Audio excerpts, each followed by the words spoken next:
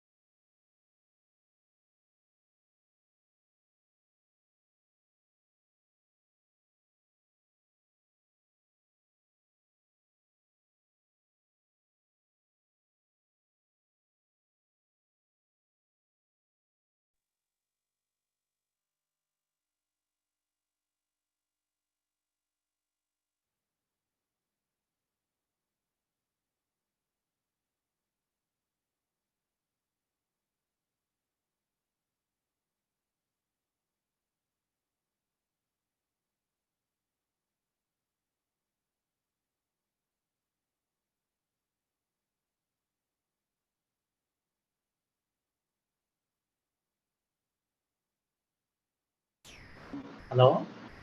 Raghava, sir. Okay sir. Okay. అదే నన్ను audio connect అవుతుంది. అన్మ్యూట్ లో పెట్టు. అన్మ్యూట్ చేయి. అన్మ్యూట్ చేయి. మ్యూట్ చేస్తావు నువ్వు. సార్ చెప్పండి సార్. అదే మీ ఆడియో కనెక్ట్ అవుతుందా లేదా అని చూశాను సార్. అది కాదు, నన్ను నా మాట వినబడుతుందా? మీది వినిపిస్తుంది సార్, మీరు అన్మ్యూట్ లోనే ఉన్నారు. మరి ఏంటి ఇక్కడ వెబ్ మాస్టర్ మనం? సరే, ఓకే, వినబడుతుంది కదా. Okay.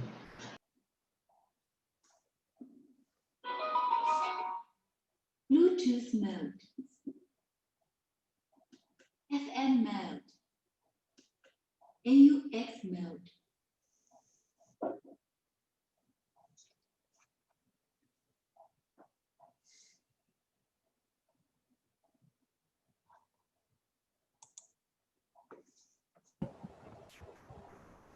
Hello Raghava, hello sir.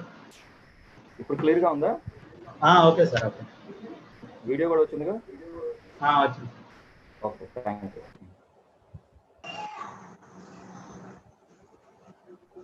Phone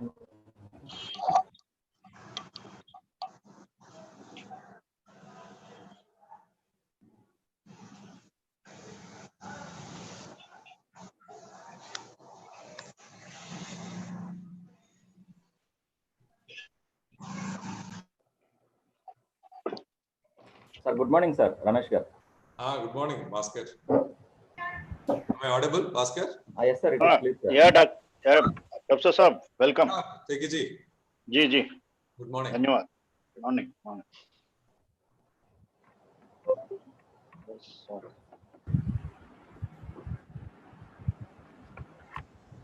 And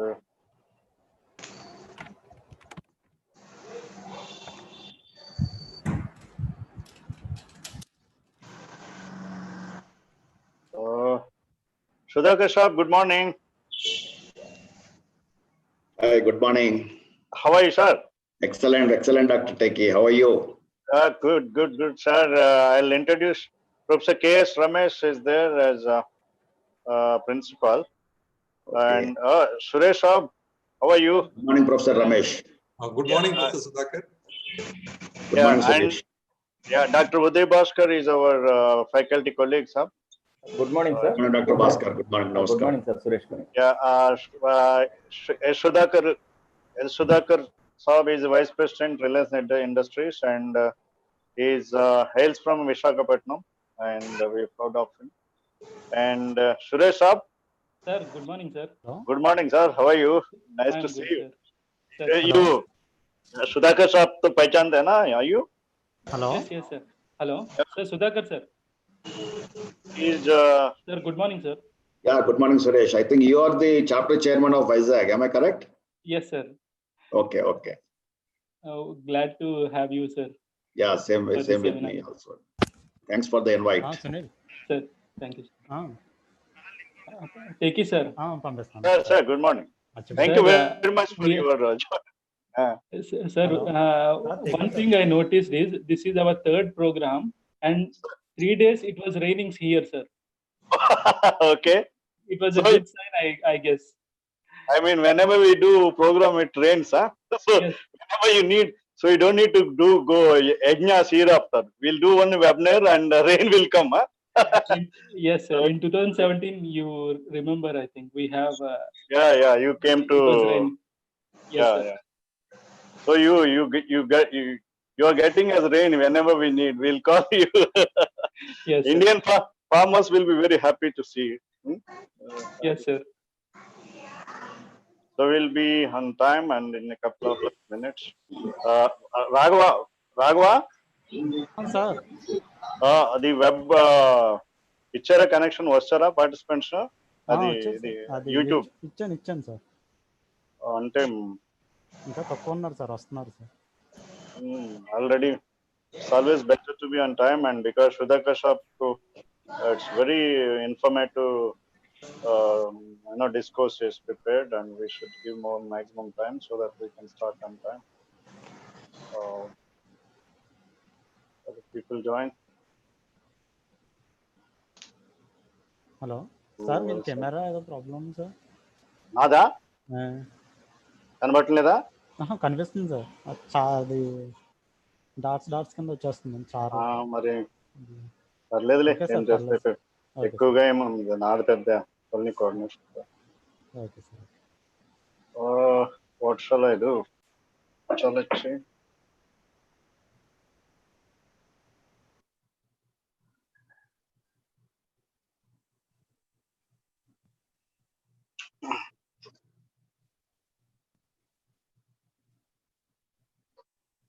Yeah.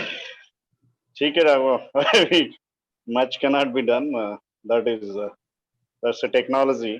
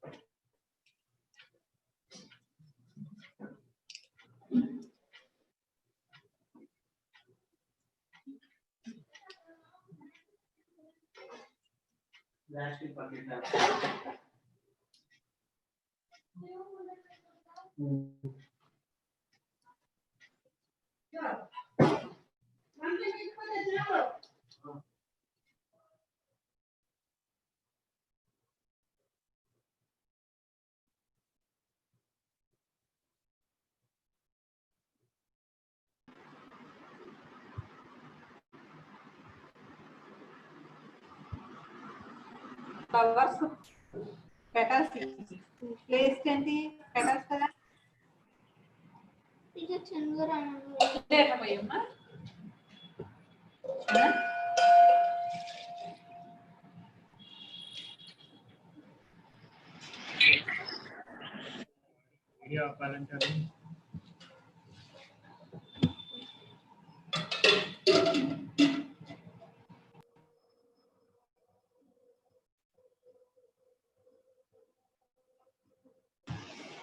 Tekiji, good morning.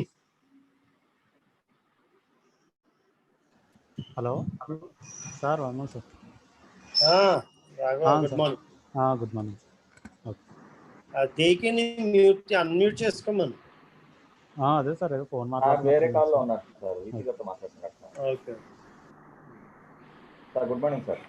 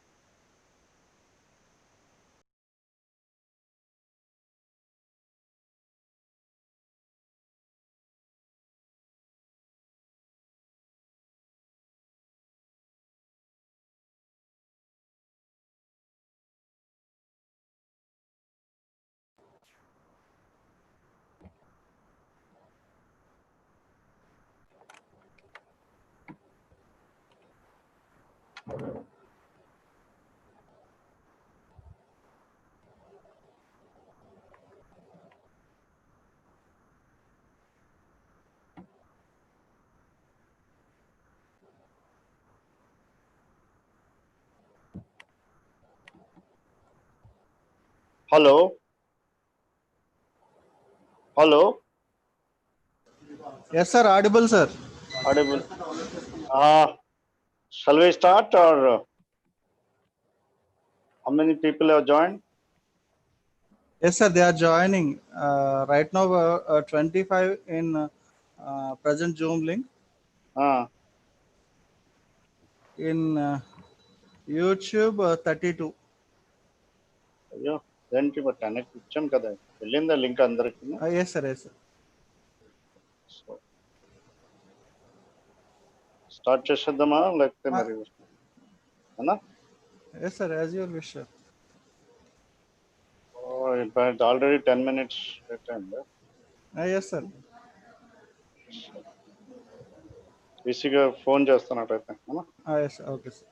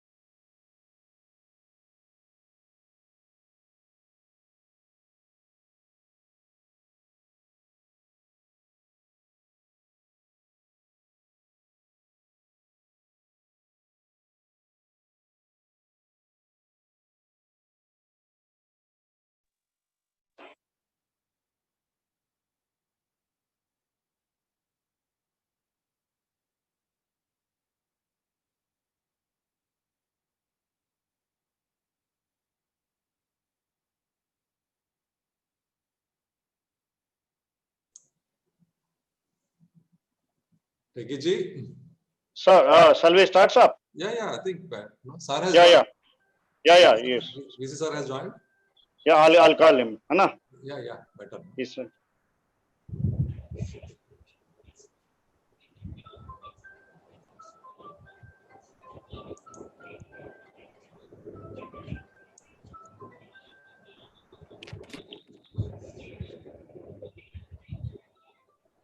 Madam చెప్పండి.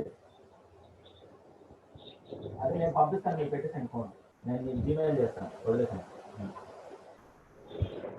Sir, good morning all of you, and sorry for a little bit delay, and we are about to start. The Honorable Vice Chancellor is going to join us.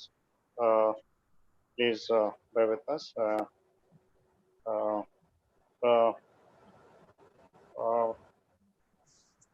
Well, no, that you just wait. In a couple of minutes, we'll join. Sudhakar sir, do you dare, sir? Vice Chancellor is going to join us so that you can meet him. Yeah. Right. 10:30 better. ఎలా ఉంది feedback? Raghava కొంతమంది ఎవరు మాట్లాడుతున్నారు, వాళ్ళు mute చేసి mute చేయండి.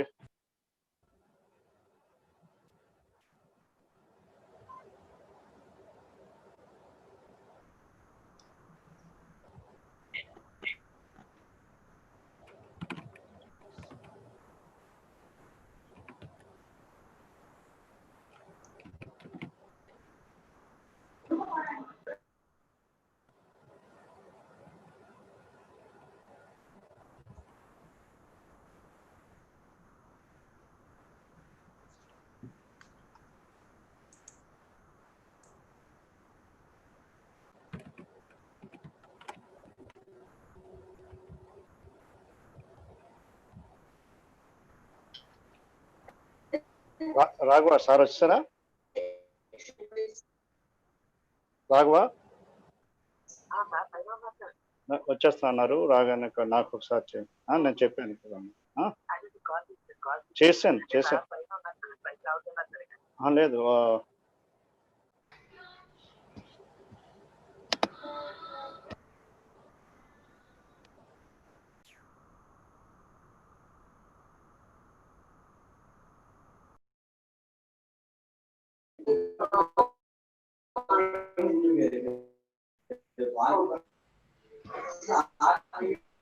Good morning, sir. Good morning, sir. So take it, sir. Please unmute. Take it, sir. Please unmute. Take it, sir. Unmute చేయండి, మీ voice రావట్లేదు. సార్ మీరు అన్మ్యూట్ చేసేయండి. మీరు అన్మ్యూట్ చేస్తే మీరు చేసేయండి.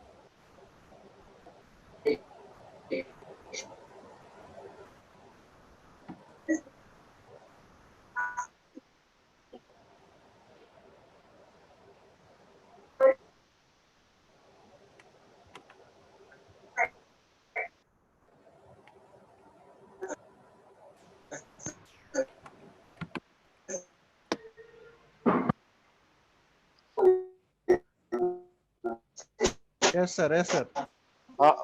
Could you hear my voice? Yes, sir. Yes, sir. Audible, sir. Sir has joined? I joined, sir. Please. So, shall we start? Yes. Good morning, sir. Morning. Sir, Sudhakar sir is there, sir. Vice President Reliance Industries, sir. Sudhakar sir. Sudhakar. Good morning, Dr. Jagannath Rao, sir. Sudhakar ji, good morning. How are you? I'm fine, thank you, sir. Very kind of you. Yes, nice to see you here. Thanks Yes, for sir. joining. Yes. Thank you very much for the invite. Thank you. Thank you. Good morning, sir. This is Ramesh, sir. Good morning, Ramesh. Shall we start, sir? Please. Sir. Good morning, one and all. Esteemed Vice Chancellor, Professor Mokka Jagannath Rao garu, Registrar, Professor Ganga Rao garu, Reliance Industry Vice President, CA and CS, Sri Sudhakar garu, our University College of Arts and Commerce Principal, Professor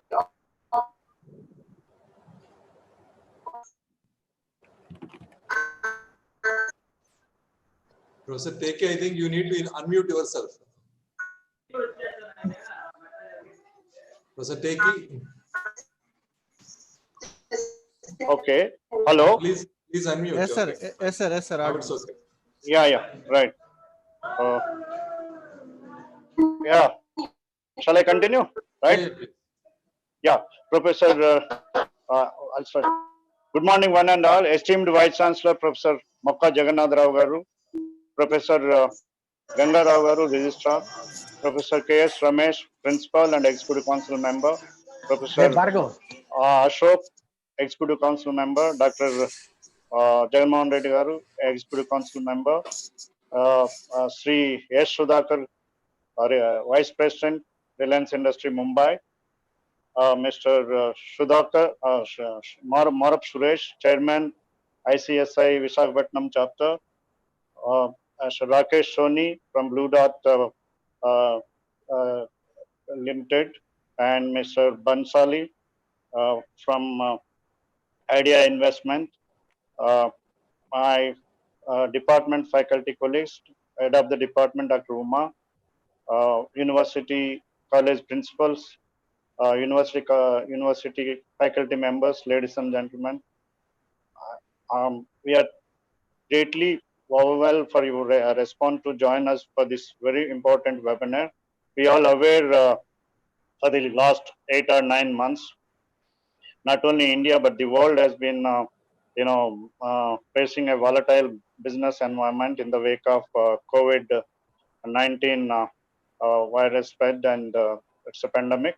But despite that, uh, uh, the Indian economy and the world economy is still sustaining and continuing. That is because of what we call it as the industry and the behind the industry and the management professionals who are who can mastermind any disasters or a pandemic like or a crisis, because the management professional, the other name is what I mean to say is the challenging the crisis and converting the crisis even into a threat like crisis into a business opportunity.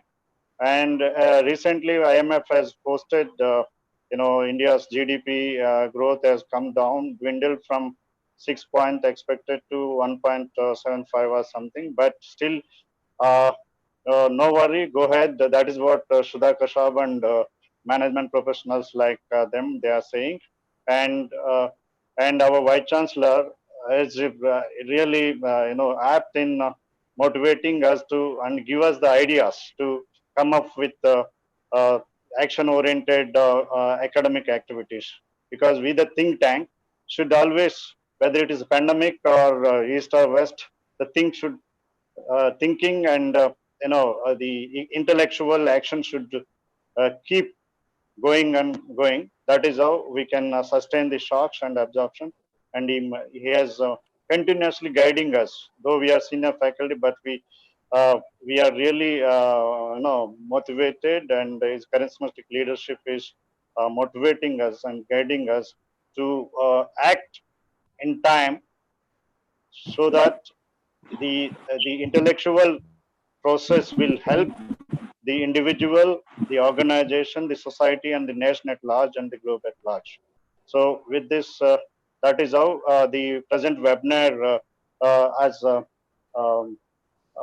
conceived and brought before you for the consideration. So without much time not taking, because we have very hands-on industrial practitioners, three industrial from different industry. To begin with, I request Dr. Uday Bhaskar, my colleague, to briefly introduce our esteemed Vice Chancellor and the motivator and the mentor of all of us to the benefit of all the participants and all of us. Dr. Uday Bhaskar, can you introduce our Honorable Vice Chancellor, Professor Mokka Jagannatha Rao, to the participants? Thank you, sir. Thank you, sir, Professor Teki, and on behalf of the Department of Commerce and Management Studies, and being co-convener of this workshop, I welcome once again all the delegates from industry, academia, and my faculty colleagues and participants from different parts of the country for this webinar. With the able and dynamic leadership of our Vice Chancellor, the university is stretching its wing and trying to fly high in various aspects. Academic rigor has been increased, research support has been enhanced, and there are many innovative programs have been started in our university with the able leadership under the able leadership of Professor M. Jagannatha Rao. I feel it is my privilege to introduce such a great personality.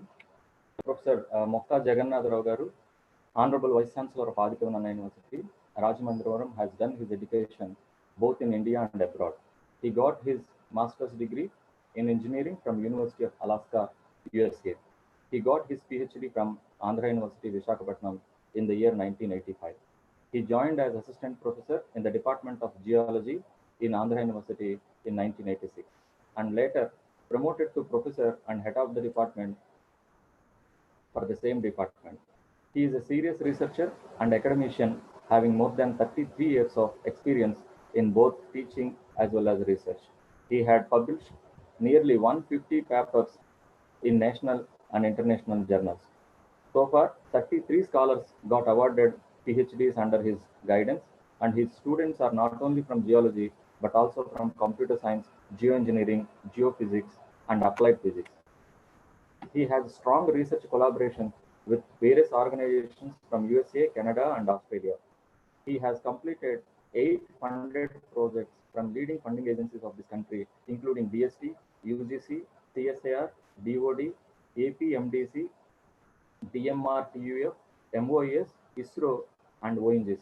He got the huge consultancy projects from ONGC, namely studies on holocene evaluation of Mahanadi Delta, studies of land subsidence due to hydrocarbon exploration and exploitation at KGPG Basin AP using remote sensing and field studies. He has a vast experience in administration and he held various administrative positions like Director for Information Management Center, Andhra University, Visakhapatnam, Dean for PG and Professional Examinations, Andhra University, Director for International Student Affairs at Andhra University, Director for Delta Studies Institute, Andhra University, Chairman for Board of Studies, Department of Geosciences at Ambedkar University, Srikakulam, Andhra Pradesh. He also served as head of the department of Geology at Andhra University, and also in many administrative positions he held. He has filed a patent entitled An Inventive Model that explains the genesis of Bay of Bengal and Arabian Sea, which is under the consideration. He got many awards and honors, including Dr. Sarvepalli Radhakrishnan Award, the Best Academician Award of the year 2019 by Andhra University. He also awarded with Scientist of the Year 2007 in the year 2017 by National Environment Science Academy, NESA, New Delhi. He was in the editorial board of Indian Journal of Environment and Eco-Planning. He is the member of various professional and scientific bodies of national and international repute. He is also a NAC assessor, and he is a member in various boards of selection committees and at national and state level.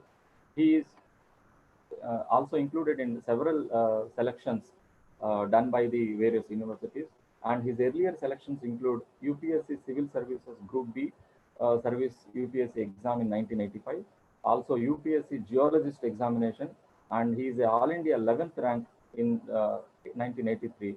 Only because of his passion towards teaching, he is in teaching life. His vision is to see that Adhikavi Nanna University should be the international institute of choice for education, research, training, and also consultancy. We are very happy, sir, to have you here as Vice Chancellor, and we feel privileged to work under your leadership.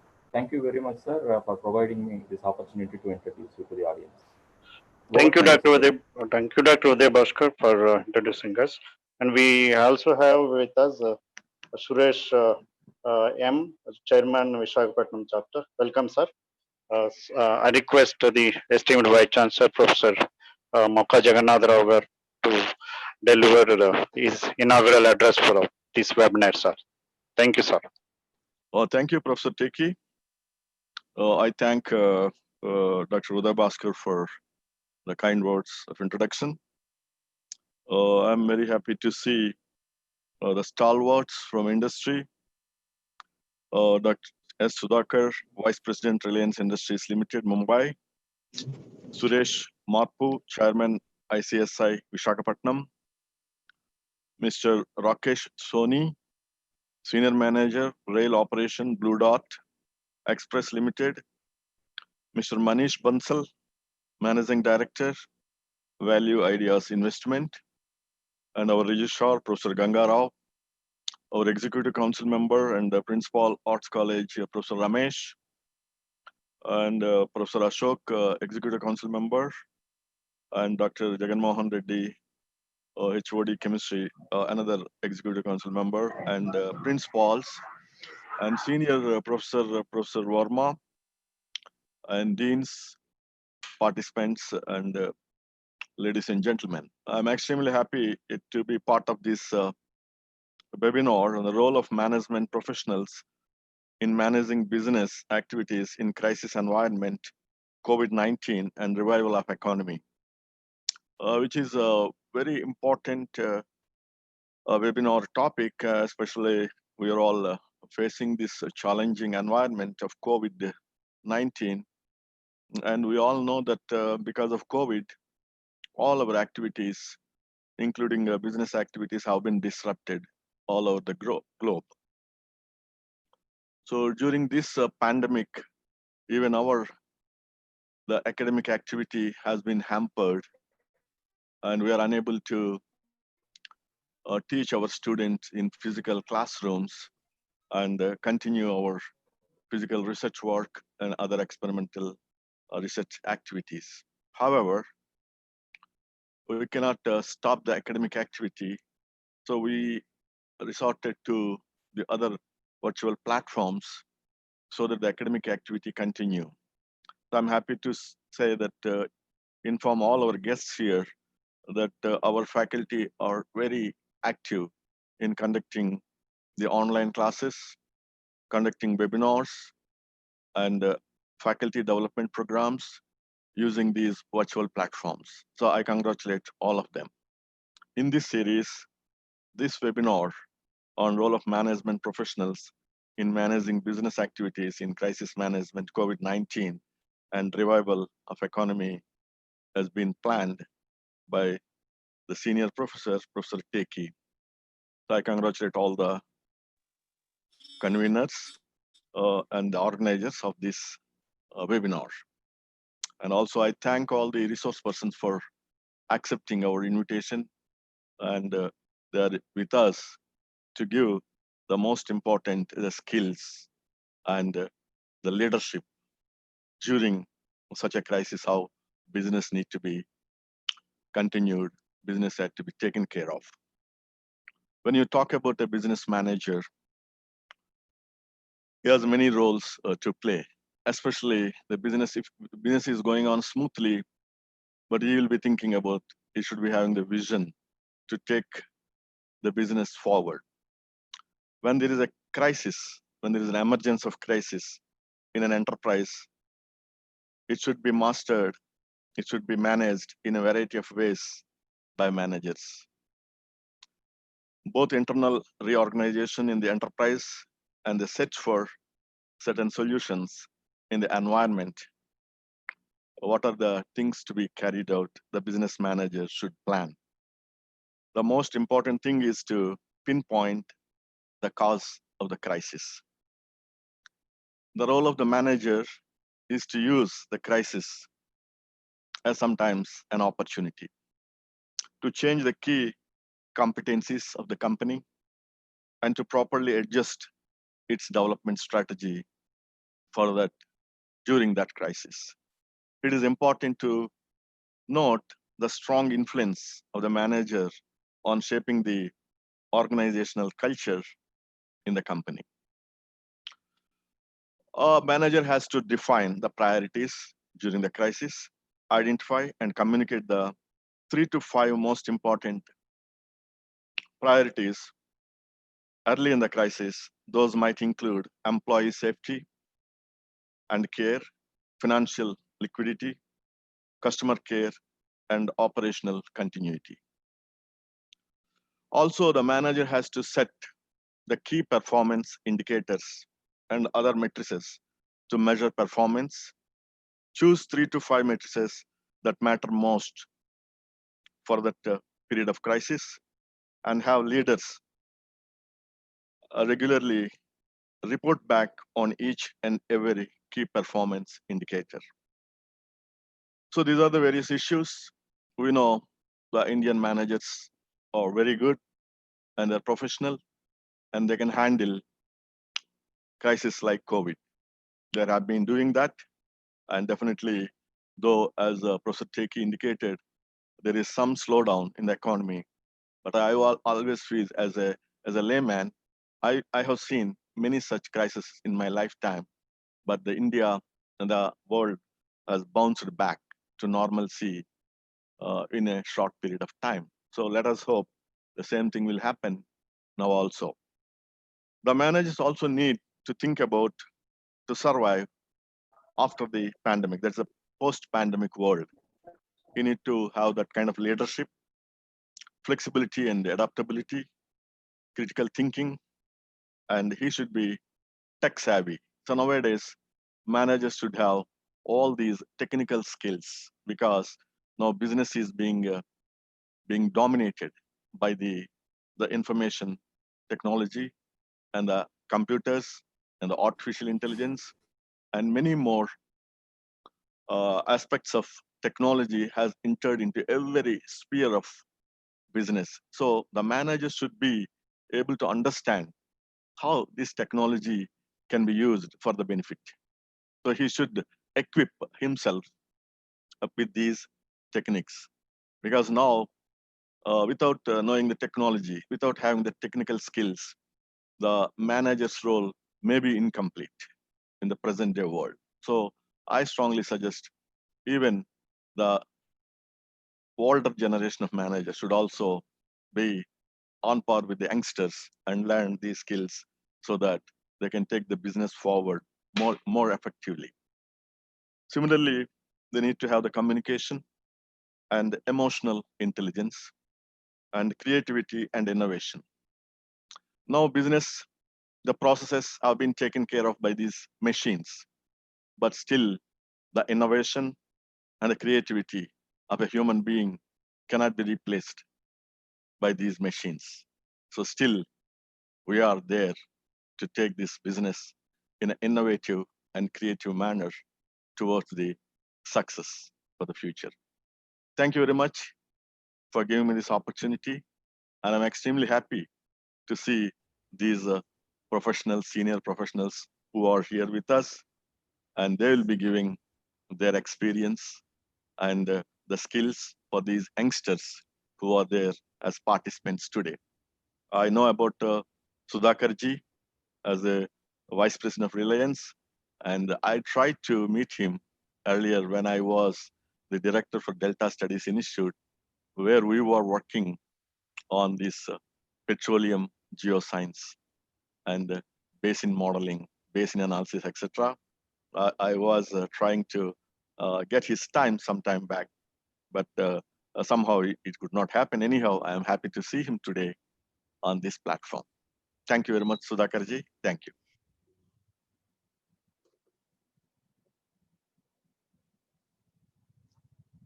Tegiji, please unmute yourself.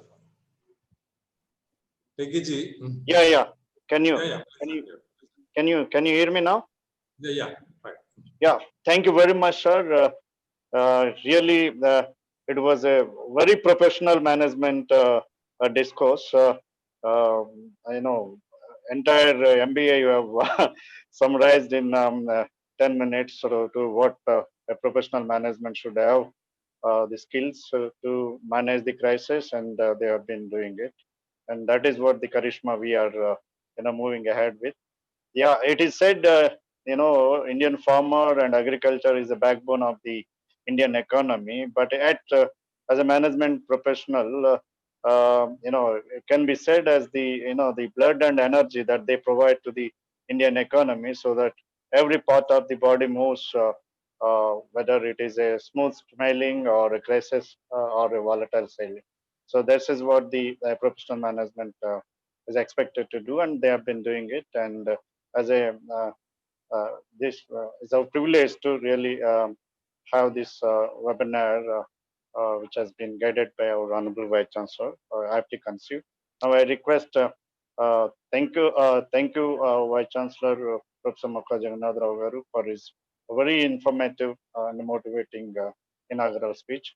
I request Professor K.S. Ramesh Shah, Principal, Arts and Commerce College, and also Executive Council member, to give his opening remarks. Professor Ramesh Shah. Yeah, thank you, Professor Teki, esteemed Vice Chancellor, Honorable Registrar of the University, and senior colleague, Professor Teki, and my dear colleagues, faculty colleagues, fellow principals, and Executive Council members, and the czars of the industry empire, Mr. Rakesh Soni, Mr. Sudhakar, and Mr. Suresh Marbu. It is indeed a great pleasure that today we all met together on this wonderful webinar. I'm sure this is going to be a very scintillating webinar. And I'm happy that the Department of Management Studies, which is always in the front line, organizing such or webinars, especially where it is required. I mean, very pertinent webinars based upon the context and based upon the situation. And now, based on the COVID situation and what the management role is, I think the department has come out very well by organizing, and especially I'm very much touched by, because they have invited the bigwigs of the industry. This is what we require.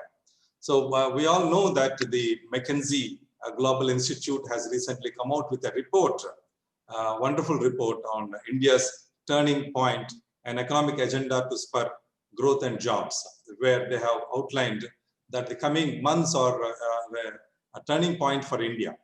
Unless India goes ahead with the structural reforms that it has already envisaged, and India may have to, it is an opportunity for India to utilize this COVID situation and come out more strong economically. And those structures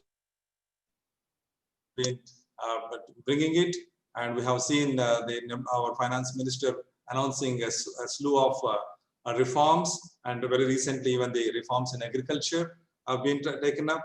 And of course, McKinsey has identified, I think we all, I'm sure all the management gurus here must be knowing that they have identified 6 core areas for raising productivity. And first one, of course, is the productivity to increase productivity in manufacturing, real estate, agriculture, healthcare, and retail.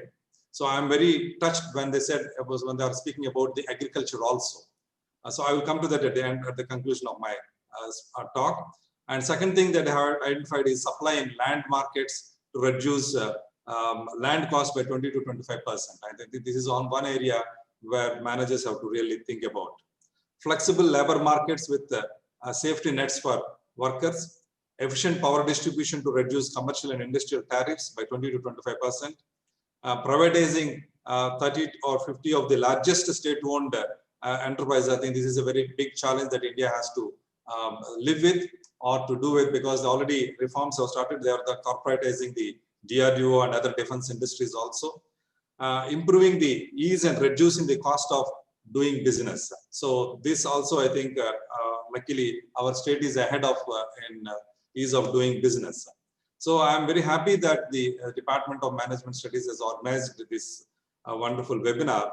And I would like to conclude with one important point, that is, as managers, we have seen that during the COVID times, it is the agriculture sector that has stood with the country, and it has provided food for all the people when other industrial sectors or other sectors have almost were down completely. Even before COVID has started, I think we are on the slowdown curve. So now is the time for all the managers to think not only about industry and other aspects of the related sectors, but also about agriculture, because we know that in India we have all small holdings, small acreage farmers. So we need to think about how to improve their productivity and how to market their products. Just not, the other day I think government has announced that the farm sector reforms, that any farmer can sell his produce anywhere. But here comes the role of the managers in trying to bring good profit, because once the agricultural sector is strong in India, profitable in India, I think the rest of the sectors, service sectors or the industrial sectors or the manufacturing sectors will automatically be very good. So I'm sure today's webinar will ponder on such issues, and it will be a grand success. Thank you very much for giving me this opportunity. Thank you, Professor Saab, for very well articulated ideas from management to agriculture. And yes, indeed, agriculture still remains as a backbone, though the management is professionals. We stand as blood and energy to the economy. But yes, you rightly pointed. Thank you very much. The IC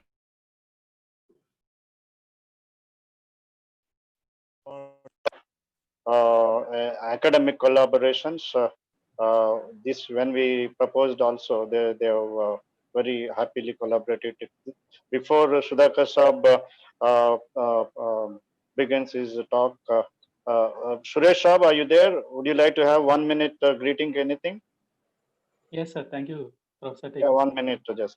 Yeah, Suresh Marpu is a CS ICSI Visakhapatnam chapter chairman and our partner in organizing webinars, or otherwise we have a long bondage of, with our university. Yeah, right, sir. 1 minute greeting.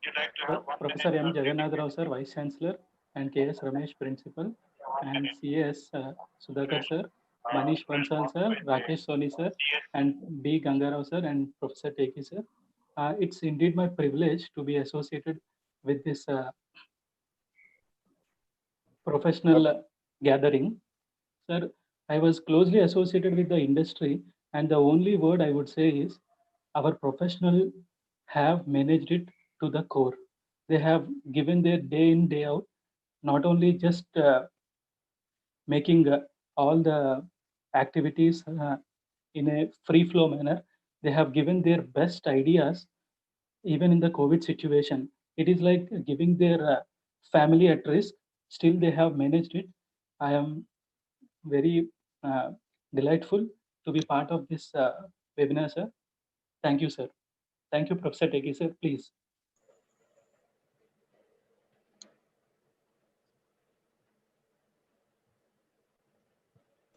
Sir, please unmute. Take it, sir.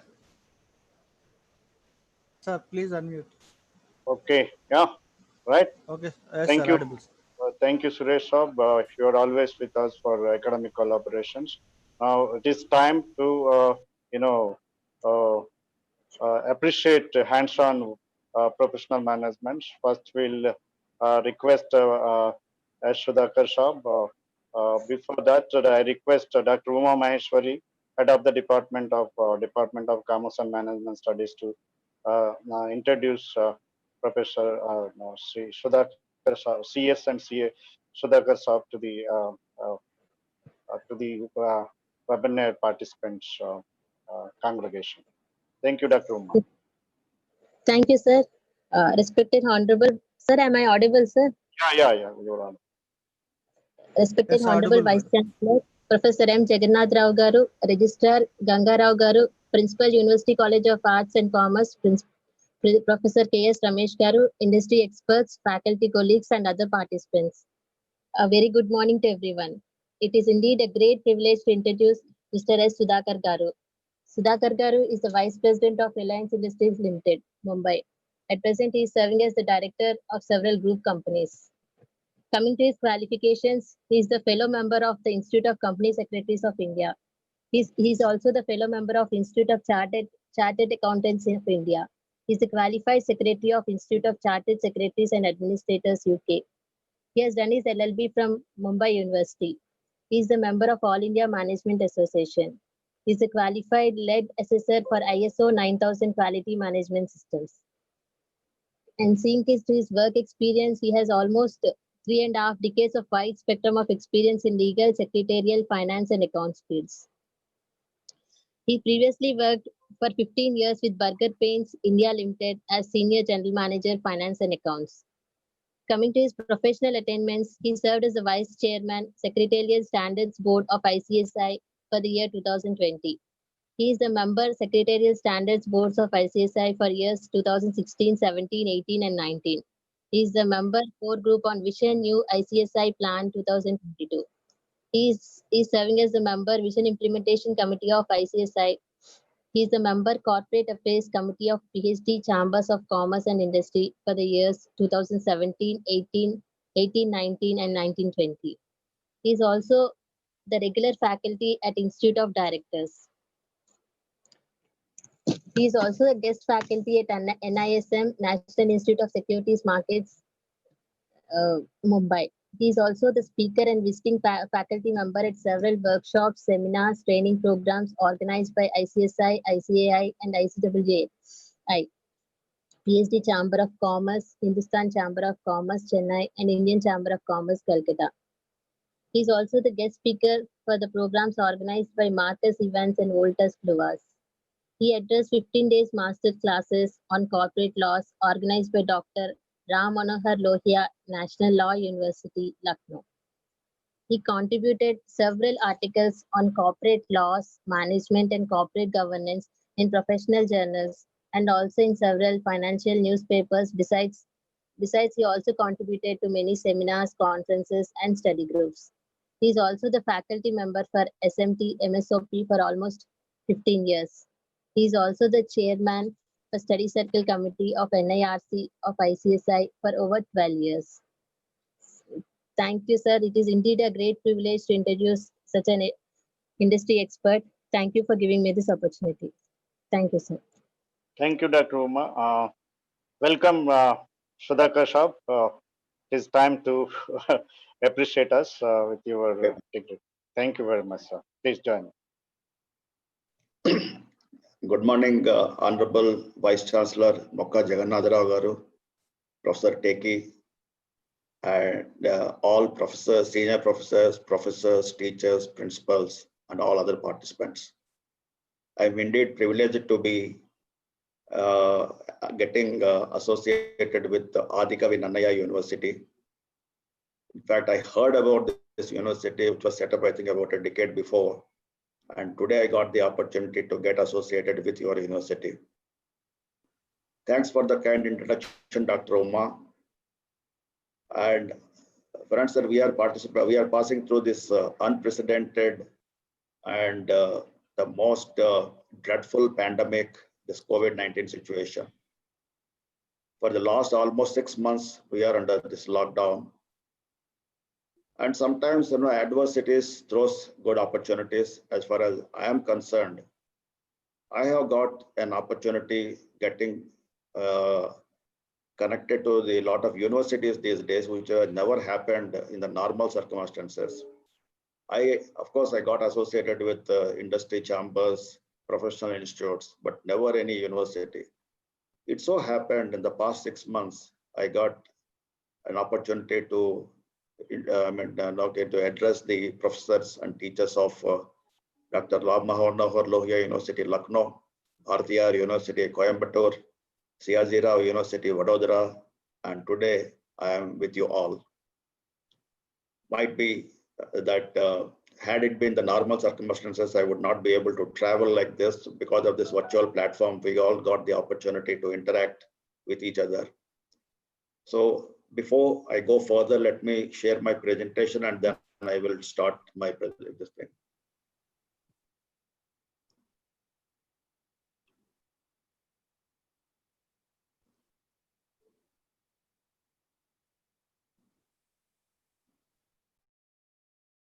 You are able to see my presentation? Yes, sir. Yes, sir. Very good. This virtual platforms, when we are dealing with, the first question we have to ask everyone is, am I audible? The second question we have to ask is, am I visible? And then sometimes we have to say, you are on mute, please unmute yourself. These are all the common things. So I need to also check that, because once I put my presentation on the screen, I'm not able to see anything. So you need to give me the feedback whenever there is an issue as far as audio is concerned or video is concerned. Let me post a disclaimer that whatever the views I'm expressing, these are all my personal views. Nothing belongs to the organization in which I'm employed. I would like to start my presentation with my recent LinkedIn quote. I have a habit of posting every day one quote of my own, which is motivates the professionals, especially the budding professionals and the junior professionals. So I posted this quote about 2.5 months, and after that, whatever my presentations are there, I start with this quote. The life will not be the same hereafter. Better to realize this bitter truth as early as possible and gear up to accept it and adopt it. Sometimes in our life, it so happens that we have to face some kind of adversities, some kind of unforeseen circumstances. There is no point of agonizing about those events. We have to accept it. We have to see that what best we can do during those circumstances. So I always say that, as I was mentioning a little while before, this adversities throw some opportunities also. So we may have to fish in the troubled waters. That whether the vaccine comes or not, of course, definitely it will come. There is no question of not coming the vaccine. Only thing, it is a matter of time. But one thing is for sure, in the coming days, we are going to call it as the days before Corona and the days after Corona, just like BC and AC. What the life we were leading prior to 23rd March 2020, we may not be able to lead after this particular date. Maybe down the line, after 2 to 3 years, the physical interactions, the parties may and all may happen. But what the life we were leading, it is not there, because as a human beings, our perception has completely changed. What the life we were leading, it was not a life at all. What the life we are leading now and what the life we are going to lead, maybe the actual life what we are destined to be. Now, before also, let me say that whenever we talk about the organization, if we have to talk about the image and reputation of the organization, to survive in turbulent economic conditions for any organization, the image and reputation are more important than the profits. What is the size of the organization? What is the profitability of the organization? What is the turnover of the organization may not be that important. But especially to survive in a turbulent economic conditions, the image and reputation of the organization is very, very important. Similarly, the same thing I can also infer, the image and reputation of a professional also is equally important. How the image and reputation of the organizations and where it depends upon? It depends upon the governance mechanism, what is there. That is what exactly. Say, for example, I will take the case of Tatas. Tatas are there in the society for the last over 150 years. And the kind of charitable activities what Tatas do and the other activities what they do for the society, I don't need to say it to anybody, because every one of us know them. That's so the reason whenever we talk about governance or corporate governance, we always take the name of the House of Tatas only. It is not like that all the Tata organizations are in profits. Several Tata organizations are under pressure for profits. They may not be having, or they may be having good turnover, but as far as the reputation and image is concerned, it is impeccable. That is the only reason that, despite the fact that there were several, sometimes the issues like Mr. Mistri's case has happened about 3.5 years before, but that has not caused a dent to the image of Tatas. The reason being that the image what they could build up, they can withstand this kind of adversities and calamities. So when we talk about the image and reputation, we need to talk about the corporate governance. Friends, that because I am a professional, I would like to talk about the importance of the corporate governance and how it is going to help to revive the economy. Of course, I am not going to talk the law at all, because that complete legal provisions may not be relevant to all of you. But what I am going to talk definitely is that the evolution of corporate governance and how it is going to be useful for the revival of Indian economy. So what is governance? Governance is an act or manner of governing. That is the governance. I borrow a quote from Chanakya, wherein Chanakya said, while talking about the strength of governance, he said a Brahmin's strength is in his learnings, a king's strength is in his army, a Vaishya's strength is in his wealth, and a Shudra's strength is in his attitude of service. When we are talking about Brahmin, Kshatriya, Shudra, and Vaishya, let us not talk about the caste system, what it is at this point of time. These are 4 varnas, what Chanakya is referring to. In the olden days, what they did was depending upon the ability of the people. Line extension, brand extension, మీరు explain చేయాలి line extension what is ఇదంతా The people have been categorized into 4 varnas. Depending upon the ability of the people, they have been demarcated. లేదు అంటే ఇట్లా రాసుకొని scan చేసి share పెట్టాలి, screen share పెట్టుకో. Can I request the moderator to put everybody on mute, please? దీని మీదనా అట్లానే చేయండి. So a person of high intellect has been demarcated as Brahmin. A person of might has been demarcated as a Kshatriya. అదే And a అన్ని person of equipments commercial కావాలి man has been demarcated మనకు as అది Vaishya. ఉన్నది అట్లా అంటే All the other ఊరికే people scan have చేసి been పెట్టుకొని demarcated స్క్రీన్ as షేర్ పెడితే Shudras. అయిపోయి And then they have the కాస్త పెద్ద respective ఫాంట్ లో strength with రాసి respect to పెడితే abilities వాళ్ళకి కూడా క్లియర్ గా according to their varna to which they belongs to.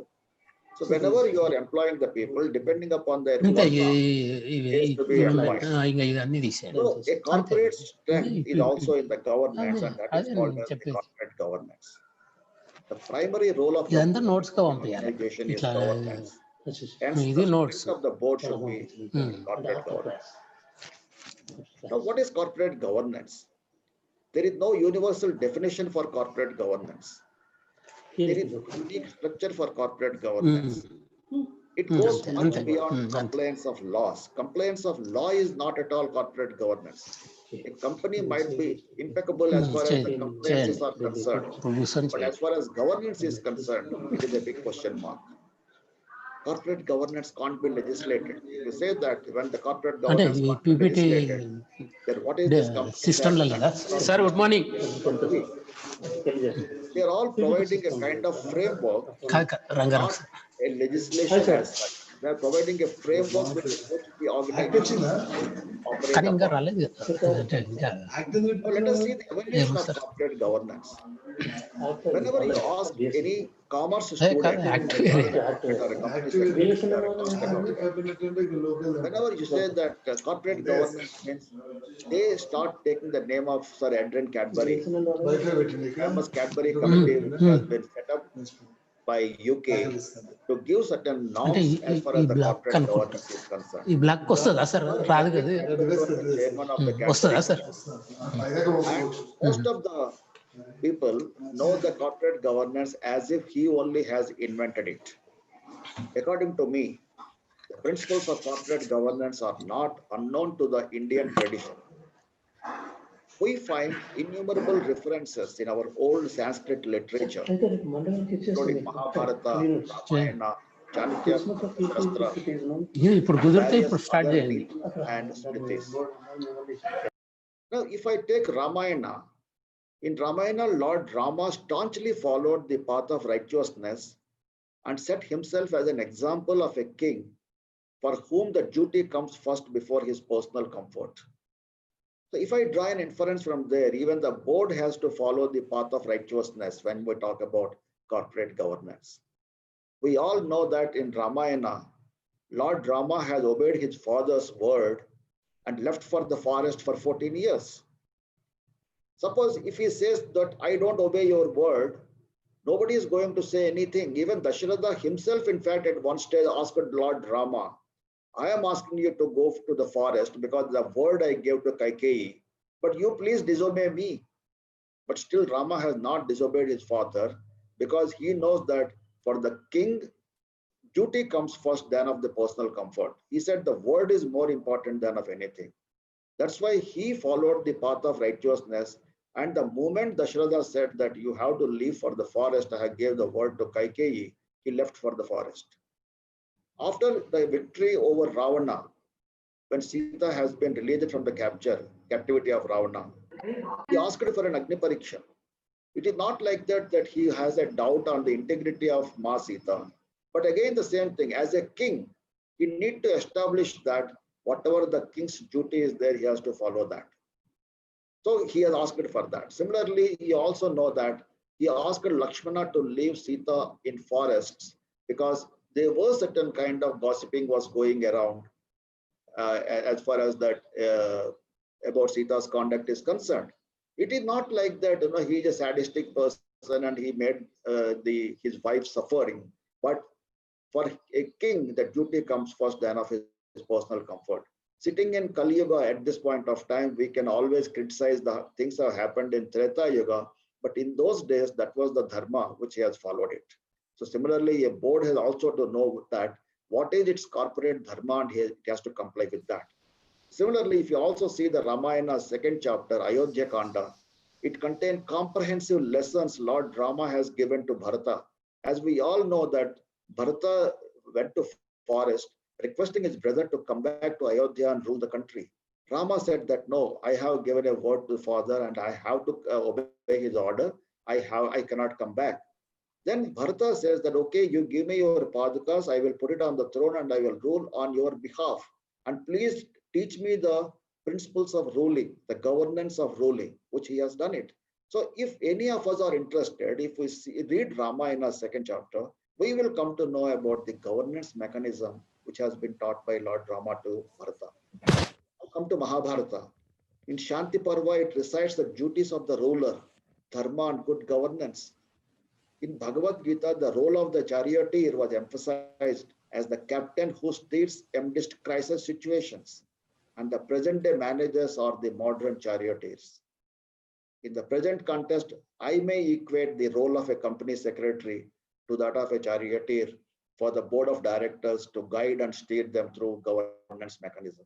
In fact, you see, in several organizations, it may so happen the company secretaries might be at a manager level, maybe at senior manager level, general manager level, vice president or president level.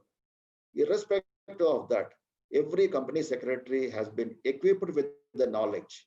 And this is the only profession which will give an opportunity to interact with the board on day one. He got the access to the boardroom, he got access to the directors, and he got the access to the senior management personnel. So the Institute of Company Secretaries of India has fully equipped the profession of company secretaries to able to talk to all these senior people and to guide them. So whenever we become a director on any board, we have to be interacting with the company secretary and we have to ask his guidance, or we may have to seek his advices as far as governance is concerned. Now again, I am going back to the Chanakya's Arthashastra. I can pick up a fourfold duty of a king, what very beautifully Kautilya has given in Arthashastra. Who is Kautilya? As we all know that Chanakya is known as Kautilya, he is also known as Vishnugupta. So Arthashastra was, when it was written, it has been written by Kautilya. He has explained the ethical conduct of a king while governing the kingdom. Kautilya mentions that for an ideal king, the one for whom the happiness and well-being of the subjects lies the well-being of the king. In the welfare of the subjects lies the welfare of the king. And what is desirable and beneficial to the subjects are not his personal desires and ambitions. Those are desirable and beneficial to the king. That means what? The essence of the the lines is that the king should realize that the public good should be ahead of private good. What Chanakya said was nothing but in Ramayana what I have mentioned a little while before. Again, the same thing for a king. Always it is the righteousness of the path of righteousness what he has to comply with. The duty first and then only the personal comfort. Mahabharata, Shanti Parva also more or less said the same thing. Now Kautilya has also identified a fourfold duty of a king. First is Yogakshema, that is safeguard. Raksha, protection. Palana, maintenance. Vriddhi, enhancement. The duty of a king is to ensure the Yogakshema of his praja, that is the subjects. He has to ensure the protection of the subjects. He has to also maintain them, and he has to also the enhancement in their lifestyles also. Now, if I draw an inference from there to the present context, the king, if I replace it with the board or the CEO of an organization, and similarly the subjects with the shareholders, let us see how the fourfold duties of the king, what Kautilya has said in those days, I can very well equate it with the present board of directors.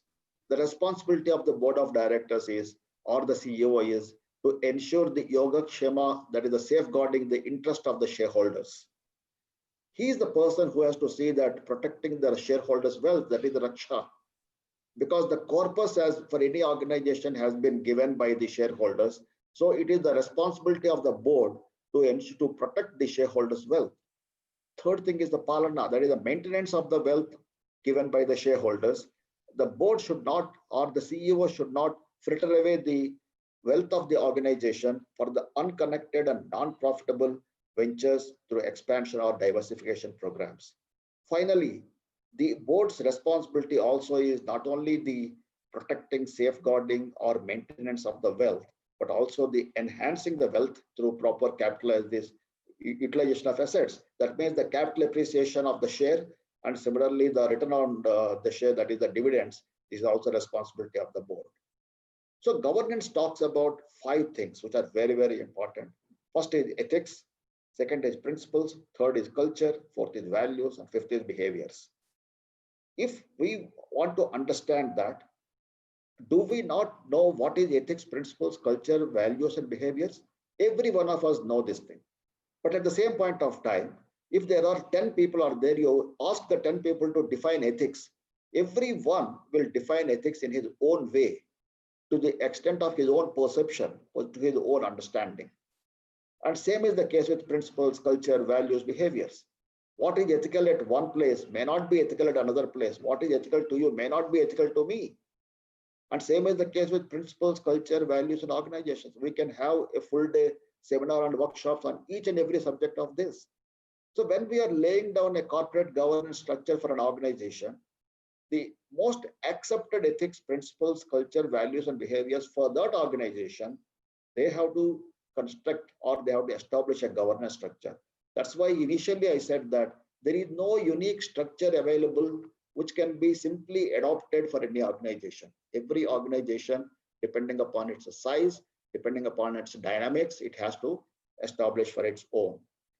At the same point of time, while you are drafting the corporate governance structure, we also have to understand that there are 5 pillars are there: transparency, integrity, accountability, responsibility, and investor protection. If you see the Companies Act 2013, which has replaced the Companies Act 1956, and similarly the listing regulations 2015, which have replaced the erstwhile listing agreement, they are virtually the entire the legislation was depending upon these 5 pillars only: the transparency, integrity, accountability, responsibility, and finally the investor protection. The underlying elements of corporate governance majorly are 3: corporate disclosures, maximization of wealth of shareholders and other stakeholders, fiduciary responsibilities and duties.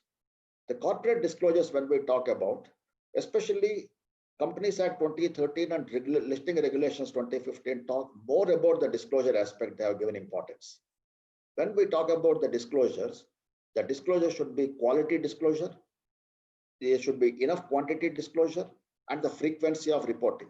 Because earlier what used to happen was, when that the disclosures are required, people used to hardly give it to be at a macro level. That means it is very, very difficult to understand a common shareholder what is exactly it is there. That means a kind of window dressing used to take place while disseminating the information. Then what happened was, no, this is not sufficient enough. So what some industries started doing was, they used to dump the shareholders with information. That is the quantity information. When you are dumping the people with the information, then you have to virtually weed out what is relevant to me and what is irrelevant to me. And at the same point of time, earlier what used to happen was, only at the end of the financial year, within 6 months of the closure of the financial year, the annual reports are to be given to the shareholders. So you are virtually doing a kind of post-mortem only. So that means the timely reporting is not there. So Companies Act 2013 and listing regulations, they have given importance to the quality reporting, to the quantity reporting, and as well as to the frequency of the reporting. That means every listed entity has to publish the results on quarterly basis. In fact, only day before yesterday, the Companies Amendment Act 2020 has come, wherein it said that even the unlisted companies are going to be asked very soon. A specified, the class of companies are going to be asked, though they are unlisted, to publish their financial results. The second is maximization of wealth of the shareholders. When we are talking about this, that point of time, the important thing is the transparency, the accountability, and the responsibility. As far as the financial statements are concerned, these are the 3 important aspects.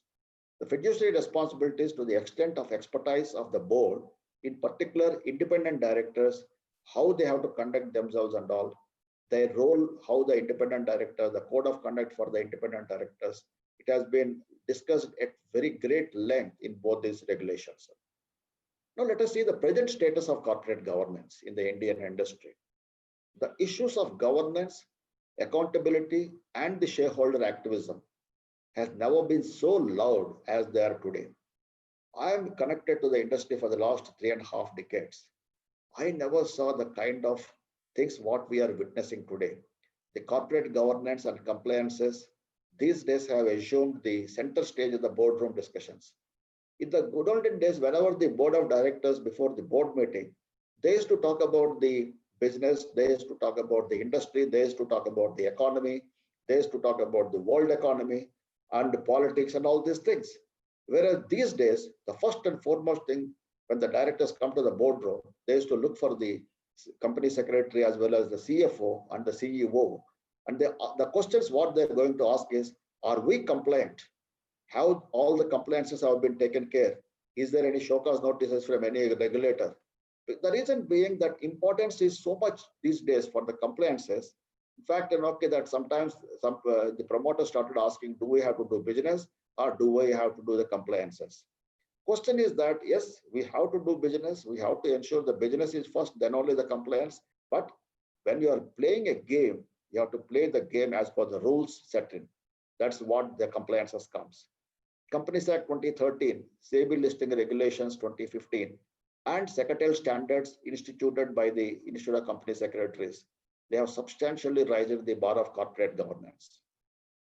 The factors what influence quality of corporate governance is the integrity of the management, the ability and composition of the board, the adequacy and efficiency of the procedures, the commitment level of individual board members, quality of corporate reporting, the participation of stakeholders in the management, the transparency, accountability, and responsibility of the management.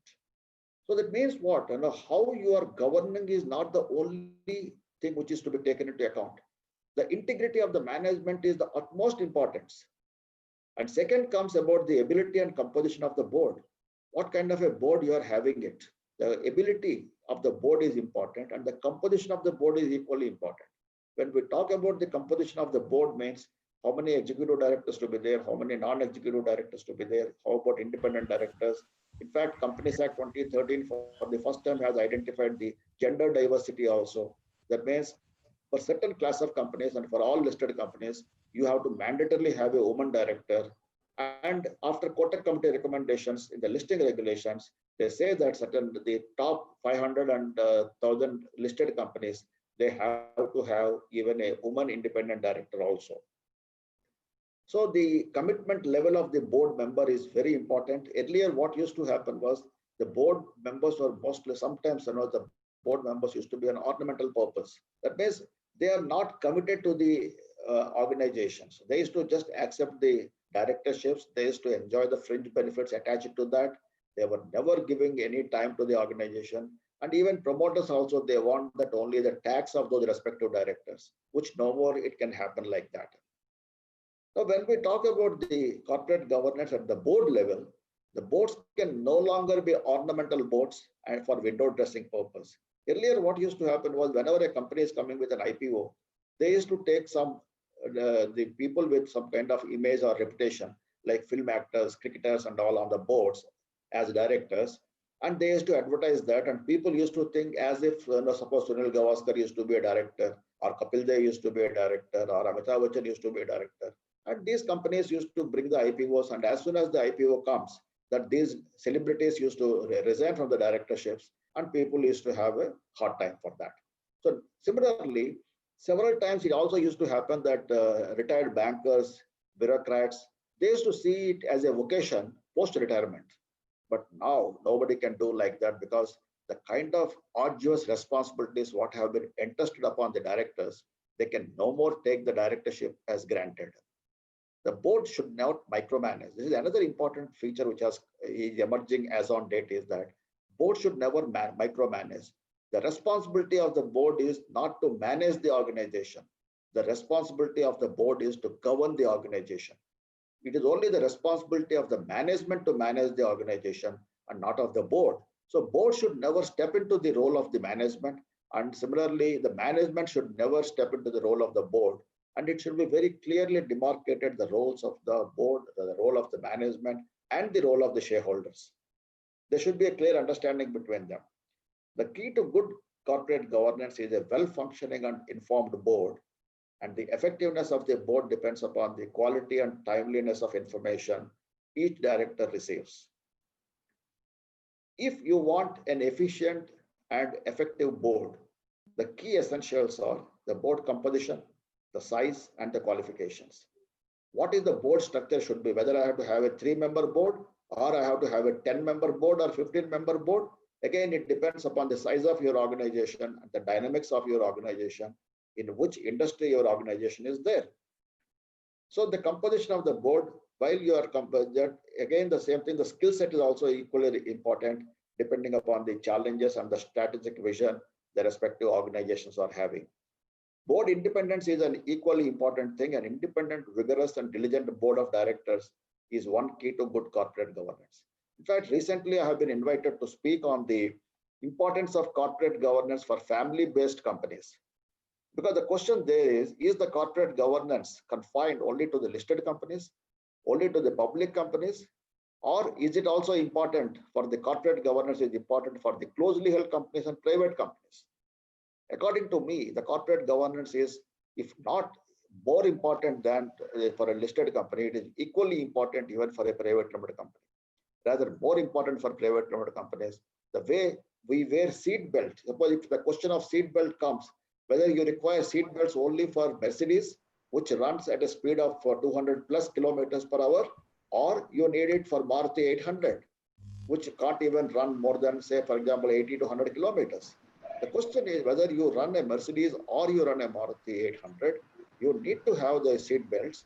For Maruti 800, according to me, the seat belt is more important because the airbags are effective in Mercedes than in Maruti 800.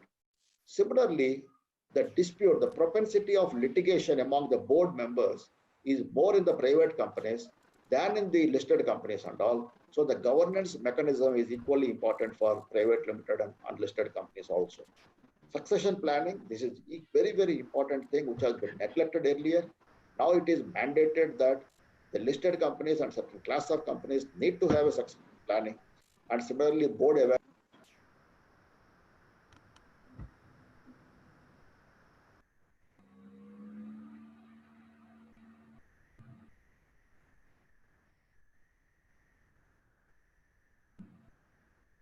The evolution of corporate governance, and similarly what is the importance of the corporate governance, especially the board level, how the corporate governance is to be there established and all. Now let us see the role of the management professional in the revival of the economy. Factors what require for revival of the Indian economy is, the first and foremost thing is we need to have fresh investments. The investments, whatever we have already have, if we want to prosper and progress at a faster pace, this is not sufficient. We need to look for the investment looking from the entire world. If we have to attract the investments, we have to also gain the confidence of the investors. If we have to gain the confidence of the investors, what we need to assure them is that the strength of the legal system, the structure as well as the enforcement of the legal system is very, very important. The corporate governance and compliances of the Indian industry is concerned, how it is there. This is what exactly I was trying to say for the last about 20 minutes or so about the image and reputation of the organization depends upon the corporate governance mechanism and the compliances. Whenever you are going for a joint venture or for a foreign collaboration, definitely what they are looking at is that what kind of governance mechanism this company is having it. They are going to conduct a due diligence as far as the governance mechanism is concerned, similarly as far as the compliances are concerned. If a non-compliant company is there, it is a chronicle non-compliant company and the governance mechanism is in shambles, nobody would like to associate with such companies. Similarly, as far as the country level, what is important is that ease of doing business, not only ease of doing business and ease of living also is very, very important. That means the red tapeism and bureaucracy to be at the lowest possible thing. The reason being, if we are making any applications for any kind of licenses and all, of course, now almost except 2-3 industries, there is no license requirement at all.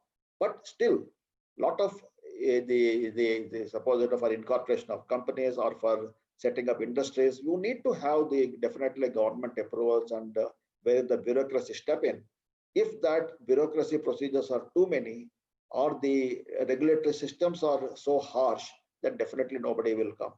So if we have to revive the Indian economy, it is not like that Indian economy is not good. It is in a very good shape, no doubt about it. But unfortunately, because of the COVID situation, along with the world economy, Indian economy has its own issues. And we need to step out as soon as the COVID is going to be over in a matter of about 3 to 6 months. When the vaccine comes, we all get vaccinated. What next after that? Obviously, that point of time that we have to keep that industry moving. Not only moving, it should start initially crawling, then moving, then running. For that, what we need to do is we have to gear up. We have to take this time what we are having available with us. In fact, whenever I address my professionals, co-professionals in my institutes, is that let us take this lockdown period to upgrade our knowledge, to update our skill sets, because is that several of us are not, we are not tech savvy people. The years to come, we are going to live in the virtual world, whether it is your official life, whether it is your personal life, we have to live on virtual platforms only. And similarly, if you are in practice, obviously, that you have to even talk to your clients also in a virtual mode. When we are going to talk in virtual mode, the kind of communication skills what we have is not going to be sufficient. When you are going to have a face-to-face interaction, and when you are going to have a virtual interaction, there is a hell of a difference is there. In the virtual mode, you may not be having more time. You cannot spend more time. The reason being you are having your own issues with the virtual modes. The reason being your internet connectivity, you are not able to hear so many things. So you have to develop the abilities of crisp communication, able to presentation abilities, convincing abilities, coordination abilities. All these skill sets are to be improved upon.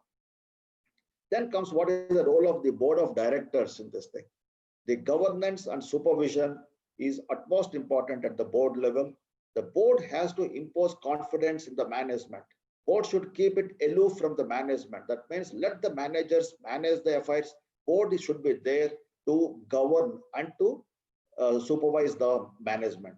Board should never indulge into micromanage. The decision making and risk taking should be left to the management. But at the same point of time, board should be in the loop of that what is happening in the management. That when you are delegating, you can delegate, but you cannot abdicate your responsibility. This is what Peter F. Drucker always said that. So as a student of the chartered accountancy, I read that organization and management subject, wherein we have been hammered this as a good manager, you should delegate, but you should never abdicate your responsibility. Similarly, has to delegate its powers to the management to manage the organization. It should allow the management to take decisions, to commit mistakes, to take risks, and the board should give the comfort that I am there with you, please go ahead and then experiment. What is the role of the management? The role of the management for the revival of the economy is that new order is work from home. Work from home, every one of us as employees of respective organizations, we are working from home. But to a large extent at the management level, the thinking is that it is as if we are having a kind of vacation or holidays only. That what called suppose that they used to say that they used to call a meeting at 8 o'clock in the morning or 11 o'clock in the night. And they say, what is the problem? You are sitting at home. Why can't you just come up on a virtual platform? Because most of the meetings are taking place on virtual platforms. So in fact, the employee's life has become a 24/7 these days. Earlier, what used to happen was it was a 9:30 to 6 office hours. So 9:30 to 6 maybe become 7, maybe 8. That's it. Once you close down your office, once you reach your home, you can have the family time. But now, unfortunately, what happened is for most of the employees, there is absolutely no family time. You are sitting at home, you are working, you are on virtual platforms, you have to tell your family members, don't shout, don't scream. With that, what happened is, especially when the children are there, they're having a horrifying time. So the management has to give support to the employees to understand their difficulties. When the work from home concept is there, whatever your official timings are there, the same timing should be able to maintain. Trust the employees. You have to trust that they are working. If you say that you give me hourly report for the last, suppose 8 hours, 10 hours you have worked, what you did in the 10 hours time, you just give me that account for that. That means what? We are not having a trust. But I don't say that you don't need to take that the follow-up or reports and all. But it should not go to that micro level by that hourly reporting you have to give me and all. Today, what you have done, what are your deliverables, that is more important. You have to give confidence to the employees. Extend the human touch, because everybody is under pressure nowadays. Everybody is having a back of the mind. The fear is there, whether by parents, whether it is my children, whether it is my siblings, what is going to be the future. So a lot of tension is going on, whether the employment is going to be there or not to be there. That also is a big question mark for several of the employees. So it is a responsibility of the management to extend the human touch. You have to keep the flock together. Several times it happens that the moment this kind of adversity takes place, the first and foremost thing what several managements does is to reduce the salaries, to cut the salaries of the employees, to cut the PLIs, to cut the bonuses. This is going to cause an adverse impact. So what happens is that people morale is going to get affected, their motivation is going to affect. Ultimately, the wheel is going to come to a grinding halt. And when the economy's wheel come to a grinding halt, when you want to revive, you have to do a lot of time it takes again to put it into the motion. So that's why what happens is that it is the responsibility of the management to ensure that the wheel is moving, it is properly oiled. For that, you have to keep the flock together.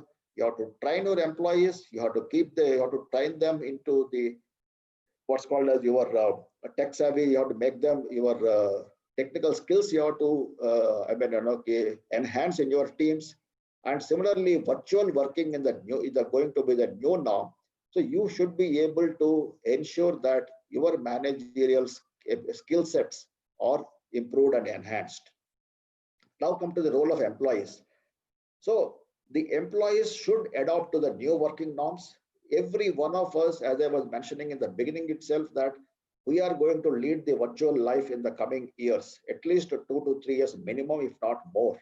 So when you are going to lead your virtual life, you have to accept it and adopt the new norm which is going to be there. Develop the ability to work in virtual mode. Whether you want to, suppose, say, for example, the future marriages, the future ceremonies are all going to be on virtual platforms only. You are not going to have your holidays. If at all you are going to having your holidays, you have to have your fun and frolic sessions. Everything is going to be in a virtual mode only. You have to acquire new skill sets. You have to exploit your hidden talents, whatever is there, that you have to bring it out. Maintain work-life balance. This is very, very important. The stress levels, there is no point of thing. In fact, when I was talking to my departmental colleagues, especially the youngsters, the middle-aged people, the people who are below 35, 40 years, they all started develop that number one, they have on an average, they have put on 5 kilos of weight. And similarly, the stress levels are growing. Some people are developing the BP, sugar, whatnot and all. So I used to tell them that come what may, if you say I don't have time, get up early about a couple of hours, you will have that extra 2 hours time. Go for morning walk, keep it cool, and ensure that work-life balance is maintained. At the same point of time, if you want to grow, prosper in the organization, you have to ensure deliverables and timelines. This is very, very important. So one should develop the ability of not hard working, but smart working. We all have to see that how to work smartly instead of how to work hard. Thank you very much for your patient listening, and whatever the ideas and I have myself, we have set in for my department and for myself, I have given a few of my thoughts. If anyone wants to put any questions to me, I am ready, welcome to that. Thanks very much, Dr. Seki, once again. Thank you very much, sir, for very hands-on and from management to Ramayana, Bharat, everything you covered, and we appreciate it very highly. We will remain thankful to you and your organization for sparing your valuable time with us. And I think if any of the participants have any 1 or 2 questions, maybe rise. Hello, anyone of you have? I think whenever they have, they will communicate with us, sir. Surely, Thank you. anytime. We'll be in touch with you, sir.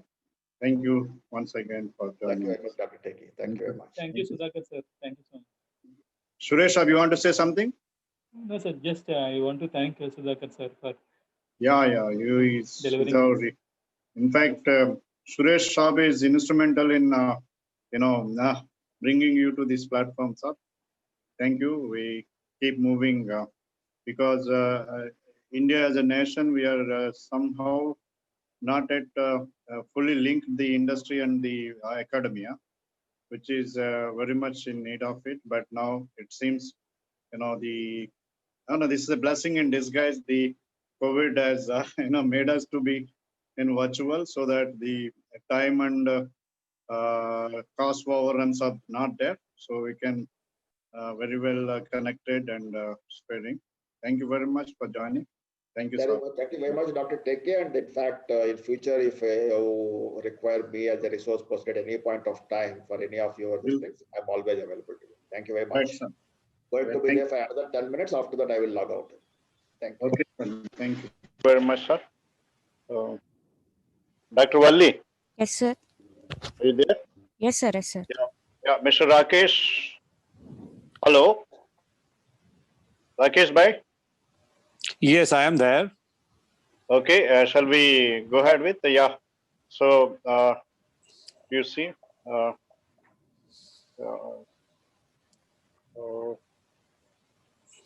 yeah.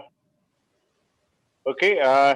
Welcome, Mr. Rakesh Soni, who is the senior manager of rail operations of Blue Dot Express Limited, Mumbai, and I'm proud to say he was my, junior in MBA from 92-94 batch, and I was the 91-93 batch, and it was also lucky for me to be one of his deons, gurus. Immediately after my MBA, I joined as a faculty in the same department, and I have a distinction with Mr. Rakesh as a junior to my MBA and also as my disciple or my student. Welcome, and I'm happy to see such greater heights. My colleague, Dr. Valli, to introduce Mr. Rakesh Soni to the congregation. Dr. Valli. Yes, sir. Thank you. A very good morning to one and all. It's my privilege to introduce an eminent personality, Mr. Rakesh Soni, Senior Manager Operations, Blue Dot Express Limited, Mumbai. So coming to academics, he completed BSc Electronics from South Gujarat University in 1991. He completed MBA Marketing from North Maharashtra University in 1994. He worked with different companies such as Gati Limited, a leading logistic and supply chain management company for a period of 1994 to 2005. He worked with Rahul Cargo Private Limited, a logistic company for a period of 2006 to 2009. And he worked with Origin Logistics Private Limited for a period of 2009 to 10.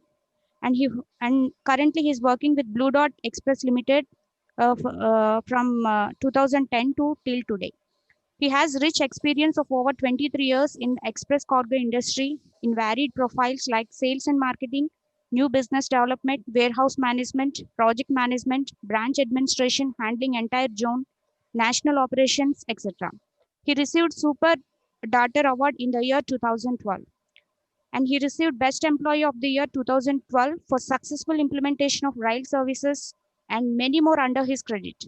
With these few words, I welcome Sri Rakesh Soni Garu, industrial expert and today's resource person. Thank you, and over to Professor Esteki.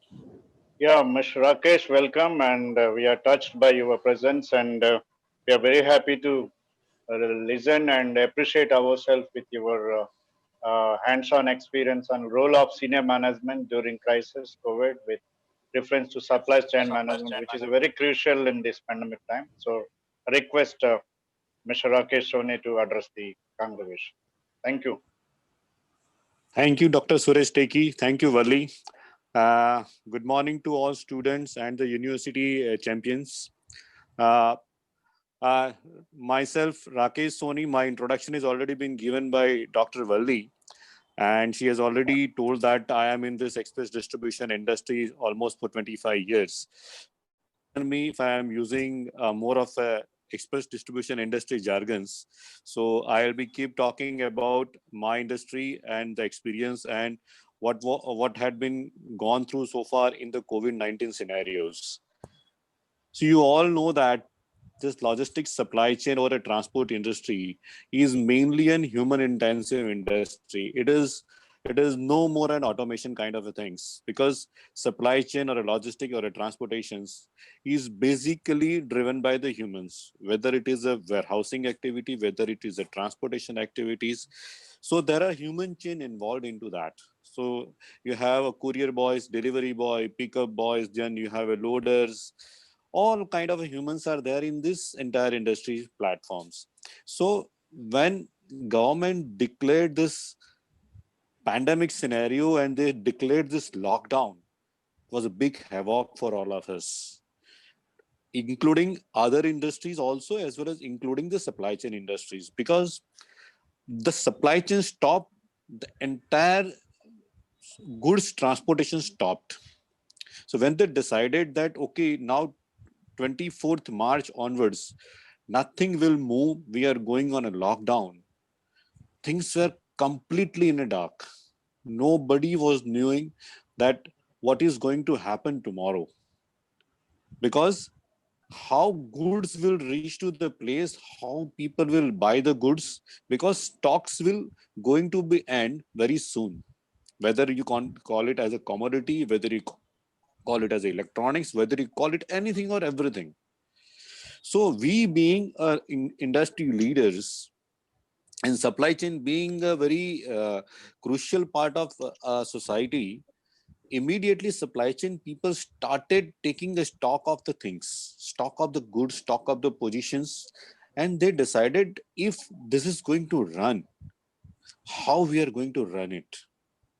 So at all the different industry experts, we have one forum, we call it as a EICI, Express Industrial Chamber of Express Industry Chambers, wherein we all gathered, we decided how we have to move forward, because this human industry need to call the humans on offices. We have to deliver the goods. So first and foremost things, we have to we checked up the challenges. What are the challenges currently we are facing it? When government decided the lockdown, what were the challenges? There were many challenges. Government was itself was not very clear what should be banned, what should not be banned, what kind of an activity should be carried out, what kind of an activity should not be carried out, whether doctor can open the clinic, whether medical store can run the business, whether kirana shop can run the business, or whether truck can move from one place to other place. All were in complete dark. Nobody knew. Then within 2-3 days kind of a things, when we started interacting with a lot of authorities, administrative authorities, government officials, police department, then we started pinging them. The supply chain should not be stopped. We convinced them. We approached to many authorities. We approached to Home Ministry also, that these all are the challenges. Once you have declared this as a lockdown, then the complete stop of the trucks on highways. There were all dhabas, restaurants were closed because they were out of the stocks. Petrol pumps, petrol stations were completely blocked. They were not able to work because supply of fuels were completely stopped at the factories or at the end routes. The drivers which were there on the trucks were completely on a mess. They were in a completely bad shape because whatever the ration they were carrying along with them to cook the foods, it was out of stocks, because the trucks were there almost on a road almost for 25-30 days. You can imagine the scenario where trucks were there, drivers were on the trucks, they can not have the foods in their hands because nothing was managed from the nearby sources, because transportation as activity is such that it moves from one corridor to other corridor, north to south, west to east, south to east. So it is a complete express distribution business is working on hub and spoke models. So once this was decided that the trucks are on hold, how to approach further? What kind of challenges drivers are facing? They were under complete panic. They were not able to connect with any of their officials because they were not having the sufficient money also. Because initial days, banks were working on a half strength. People were not able to fill up the ATMs also. Those were the challenges. With those kind of challenges, supply chain has to work on. Supply chain has to convince the people that this show must go on. Without this show, the country will be on a complete deep sleep. We started approaching the people. We started approaching a lot of associations. There is an association called All India Motor Transport. There is a different bodies in this All India Motor Transport. They started approaching to the Home Ministry. They explained entire challenges to them. The driver challenges, their food challenges, the highway authority restriction challenges, everything were explained to them. They gave all kind of assurances that this show must go on. Otherwise, starvation will there. People will not have a food in their hands. Even if they have a money, they will not have a food in their hands. So all kind of a benchmarking, all kind of challenges has been explained to the authorities. Then we started dialoguing with the Home Ministry. Meanwhile, Home Ministry also understood this concept that yes, this should open up. Then they also understand that with this kind of stoppages of transport activities, there would be medicines which are required at the hospitals, medicines are required which is for the corona patients and all, will also be completely on stop. So they understand the gravity of the situations. They started issuing the guidelines for it. So after all supply chain expert, transport industries, warehousing people approached this Home Ministry, they started giving a clarity. Those challenges were still there, but this magnitude of those challenges are hardly 10% now. There are still challenges at the highway authorities. There are still challenges at the manpower management. There are still challenges with the people who are in these pandemic areas, containment zones. But those challenges we have to live with. We have no other choice. We have to live with those challenges. And then after getting the clarity, after getting over from the challenges, the role of senior management comes into a play. Because once we explain to the authorities that these all are the challenges, and once we find there are options available, there are options to be rolled out, there are options to be worked upon, their senior management roles comes into a play. So now I'm talking about, we talked about the challenges what we faced as a supply chain and the transport industries. Now I'm talking about how industry has moved forward, how industry has worked upon. So first and foremost things was set by an example. Being a senior management guys in the industry, we started setting up as ourselves by an example. First things, because industry is a human driven, nothing can be delivered automatically. If e-commerce products to be delivered or e-commerce product to be picked up, even sanitizers to be picked up or a PPE kit to be picked up, human touch is most important. Human has to go there, he has to pick up the things. For that, our people, our workforce should be called at the places. For that, we have to set by an example. So we senior managers, top management guys started attending the offices.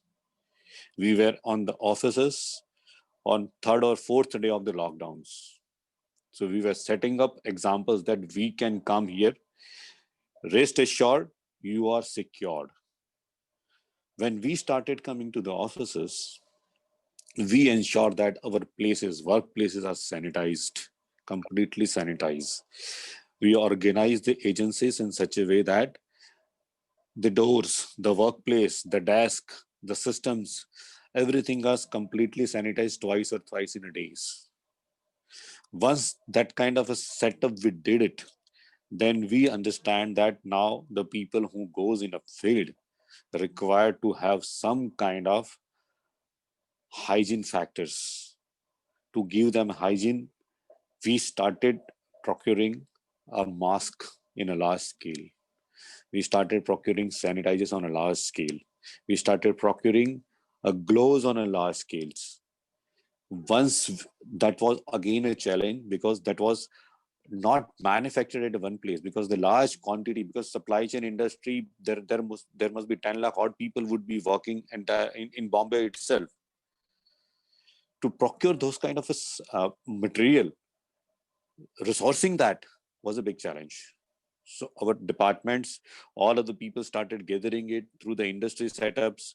We started calling those suppliers and we brought all those things. We bought all those things and we started distributing within the organizations as well as across the organizations. Many people supported each other's because industry, we have associations. So we started our interaction with the industry people, associations people were very high. And there are small people also who were facing such kind of difficulties. So people supported each other. People were knowing the sources also. And with those sources, we started acquiring all kind of resources required for these hygiene factors. So once all those things available to us, we distributed amongst the people and we started educating them for their hygiene factor, for their health factors. Because we being leaders, we need to explain them what are the risks involved, how they have to mitigate that risk.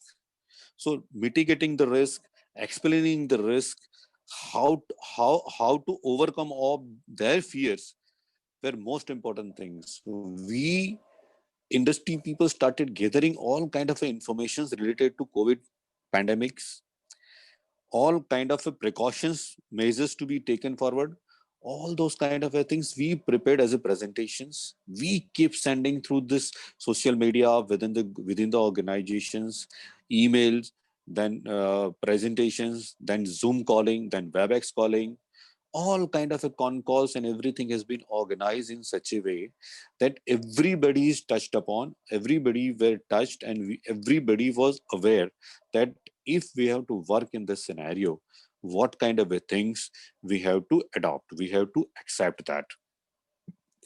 With all this kind of a set by an example kind of things, we started rolling the people, moving the people. Am I audible?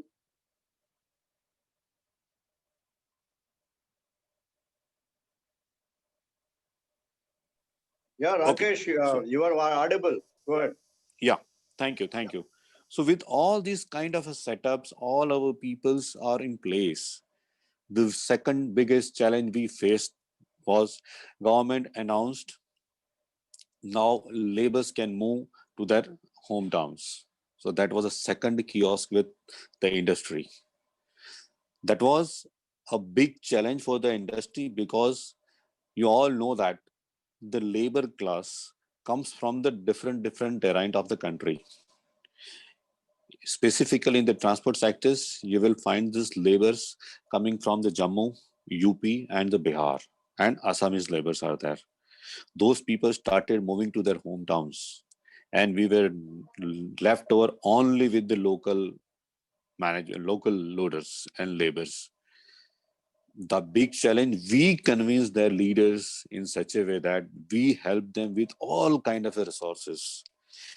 We kept them convincing their lives are safe with us. They can reside, they can have their arrangement of the foods within our premises so that they can work with us. Gradually, that things got settled, but it took almost 30 days to get it settled. Meanwhile, business is required to move.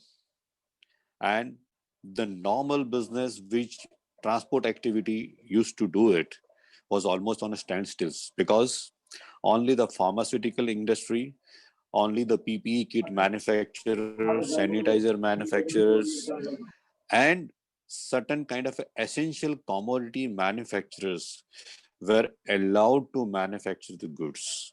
More than that, the white goods manufacturers, the people who were there into white good manufacturing, such as the laptops, electronics item, IT related products, and these fancy items, luxurious items, which were supplied to the malls, were completely at the stops. Express distribution industry mainly works with this kind of a white goods, and the transport industry mainly work with a large white goods sectors. So those all white goods sectors and this non-essential products were completely on a stop for the manufacturing. Now, for us, the biggest challenge was to find out the new markets. How you can do that? When people started approaching us, we were surprised. You won't believe it. The people who never used express distribution or a courier started using it because they were in a complete dilemma. I was coming across one case when my nearby medical shop has called me and said that we need to ship the goods to Dubai. And there were completely things were not available for them. Hardly few of the flights were running because her husband is a shippy and he was stuck at Dubai. And he required a lot of medicines which was prescribed by Indian doctors and it was not available there. We understand that this is the market for us. We started approaching all the medical shops because many of the people were stuck at the different locations. And we understand now tapping those customers will give us some kind of a boost. So we started tapping those kind of people who were stuck up at the different states, different towns. And we started tapping the medical stores because many of the people, if you heard, that many of the people who required regular medicines usually have their own medical shop available. So those medical shops is always trying to give them the stocks. So those medical stores started approaching us, started approaching to our counters, and we helped them with shipping the goods to the destinations. So that gave us a boost that yes, this is a new market we have to tap further. Secondly, we started approaching to the people who started manufacturing the PPE kit. If you have recollect the information which government started, because initially where India was not manufacturing PPE kit, everything was to be imported. Then within few days of a time, a lot of people started manufacturing PPE kits. We started approaching them. We started transporting that PPE kits. Then sanitizers, because sanitizers were required to the people who started their manufacturing and started their factories. So we started approaching them as well. So once we got this hands-on kind of a business, then government also understands that now a lot of things to be imported further. So they also approach us and we started importing the goods through our aircrafts. So those all are the new opportunities we understood. We started tapping it because our core business was into a courier business, which is mainly from the insurance industries, banking sectors. Those sectors stop shipping the goods because no more credit card, no more insurance policies were being distributed because those all were the extended, their policy were extended further. So they were not required to move any kind of a papers. So those business was completely on a stop. So we forced to get into a new kind of a business, new kind of a scenarios. Now, coming to a scenario wherein we started picking up the goods, we started acquiring all kind of a businesses. Then we understand the challenge of a human touch, because the person who is receiving the goods or who is giving us the goods, if they have a threat that the people who is coming to pick up the goods, coming to deliver the goods, may be infected one, or maybe the person who is accepting the goods may be infected one. So now our challenges would be how we can avoid contactless deliveries or contactless pickups. So we started brainstorming because any goods to be delivered has a human touch, whether your box has a human touch or whether the courier has a human touch. So we started developing that practices that how we can do a contactless deliveries. Second challenge with us, because this transport industry is not much of a tech savvy, because technology were minuscule required. It is required only at the offices. But the people who is picking up the goods or delivering the goods, that everything is a manual one. So there we adopted our machines, mobiles, all kind of things, and a data transfer with the good bandwidth.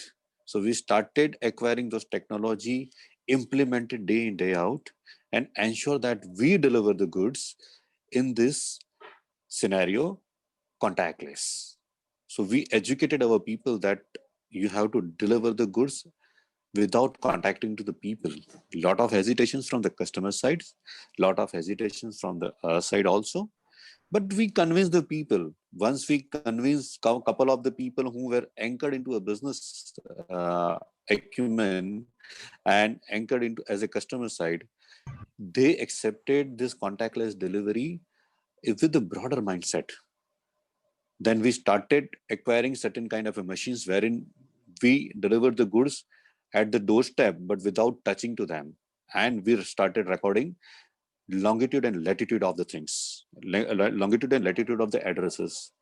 With those kind of things acceptable to the industry, we were at a complete free mindset that now we can do, because now people will not have a distrust on us that people goods are not been delivered. People started accepting the new normals.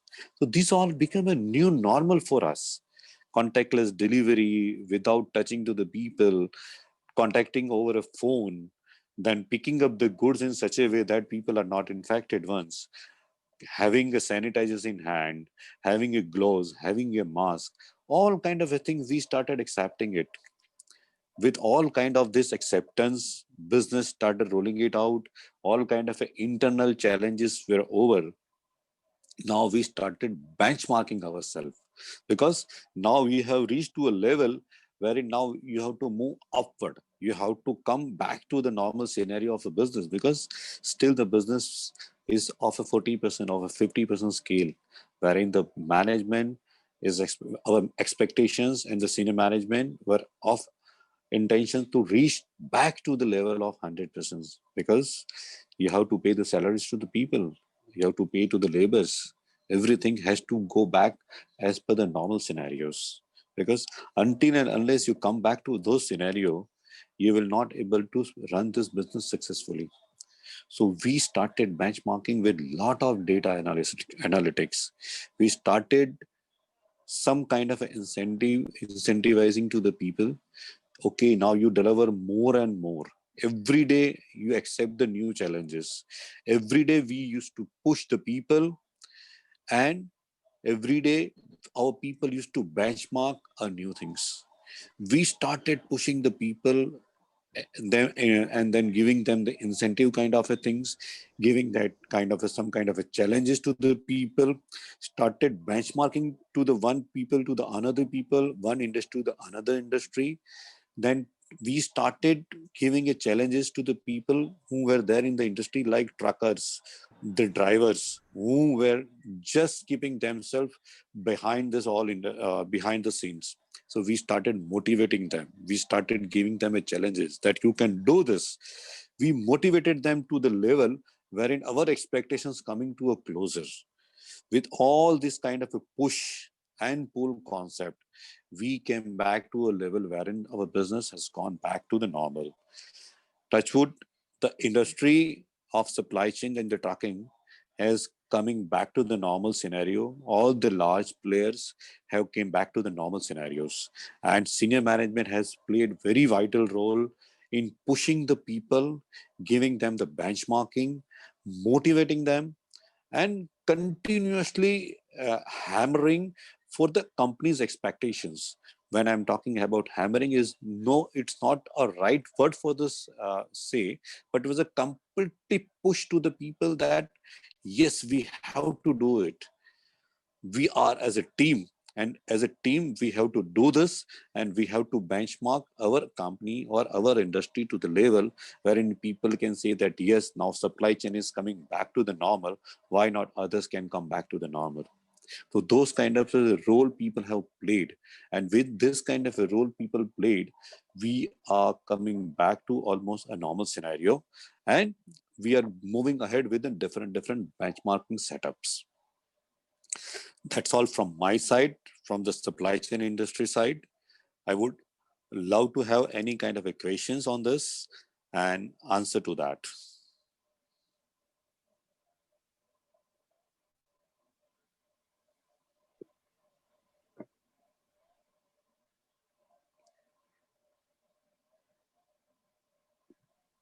Thank you very much, Rakesh Bhai, for sharing a very hands-on experience, and we really benefited how you did it during this crisis. Even we were scared of coming out from the home, but you were still managing that too. When Mumbai was in a hot spot for the COVID, and you did really wonders, and how you cope up with the situation. Really, that is real professionalism you've shown, and teamwork. You made it, and you did it. But it was very innovatively you tapped, untapped markets like medical shops going, and never ever a Blue Dart, going to medical shop, or never imagined. But that is how the challenge you have converted, and we are very much, especially I'm proud of you. You scaled greater heights, and I wish more heights to come. And anybody would like to have any one or two queries? Mr. Bansal is also there in the next speaker, and maybe a couple of minutes we can spend. Anybody has a question? Platform, Zoom platform, okay. I think maybe let me, if there are questions, I'll forward it to you, Mr. Rakesh, and thank you very much, and hope once things will be normalized, we will happy to meet. Either you come here, we will come there, and our students keep coming to Mumbai for annual educational visits to BSc and other things. Next time we will leverage on your this industry. We will have connection. Thank you very much for joining. Thank you. Bye bye. Thank you so much. Thank you so much. I may be leaving in another 10 minutes, so pardon me. Right. Thank you. Thank you. Yeah. Can I request Mr. Manish Bansal to? Are you there, sir? Manish, sir, welcome, and happy to see you. We are on time almost. Mr. Manish Bansal is Managing Director, Value Ideas Investment Private Limited, and was very happy to collaborate and join with us. And is always smiling, and even by phone also is art touching communication skills. Sir. Welcome, sir. Sir, you have a privilege of maybe extending your speech if you require by 10 minutes, 40 minutes, you can have it. So I'll request my colleague and Dr. Ravi Shankar to introduce Mr. Manish Bansal to the congregation, virtual congregation. Dr. Ravi, please. Yes, sir. Sir, is it audible, sir? Yeah. Go ahead. So now it's my great privilege to introduce Manish Bansal, sir, Managing Director, Value Ideas Investment Services Private Limited. And Manish Bansal, sir, completed his MS in Business Administration Finance from Robert H. Smith School of Business, University of Maryland, United States of America in 2002. He also completed Chartered Financial Analyst Finance in 1996 from Institute of Chartered Financial Analysts of India, Hyderabad. He completed Master of Business Administration Finance from Faculty of Management Studies, Saugar University, India in 1993. He has vast experience. Now he has been serving as a Managing Director, India Operations, University of Maryland, Robert H. Smith School of Business since November 2019. And he is also acting as a consultant to DEA NIFM research program sponsored by Ministry of Finance, Government of India since June 2018. He is a director to www.acceleratingminds.com since April 2012. And www.acceleratingminds.com contributes towards capability building, helping people unleash their potential and productivity to enhance profitability of organizations. He is also a director to www.smevalueadvisors.com since December 2008. www.smevalueadvisors.com is building a new form of business ecosystem, trusted platform for business solutions. It's a platform leverages technology and expertise to connect solution seekers with solution providers. He served as a vice president to Citi Corporate and Investment Bank, India, from 2004 to 2008. He worked as a part of strategy team and subsequently moved to Treasury to set up commodity derivatives business. As a part of derivative sales team, he architected risk management solutions to many corporate clients. He also served as an assistant general manager to Securities and Exchange Board of India, SEBI, from 1997 to 2004. He worked in different departments of SEBI, such as investment banking, equity derivatives, and office of chairman. He also served as a business analyst at ICFI from 1996 to 1997, Hyderabad.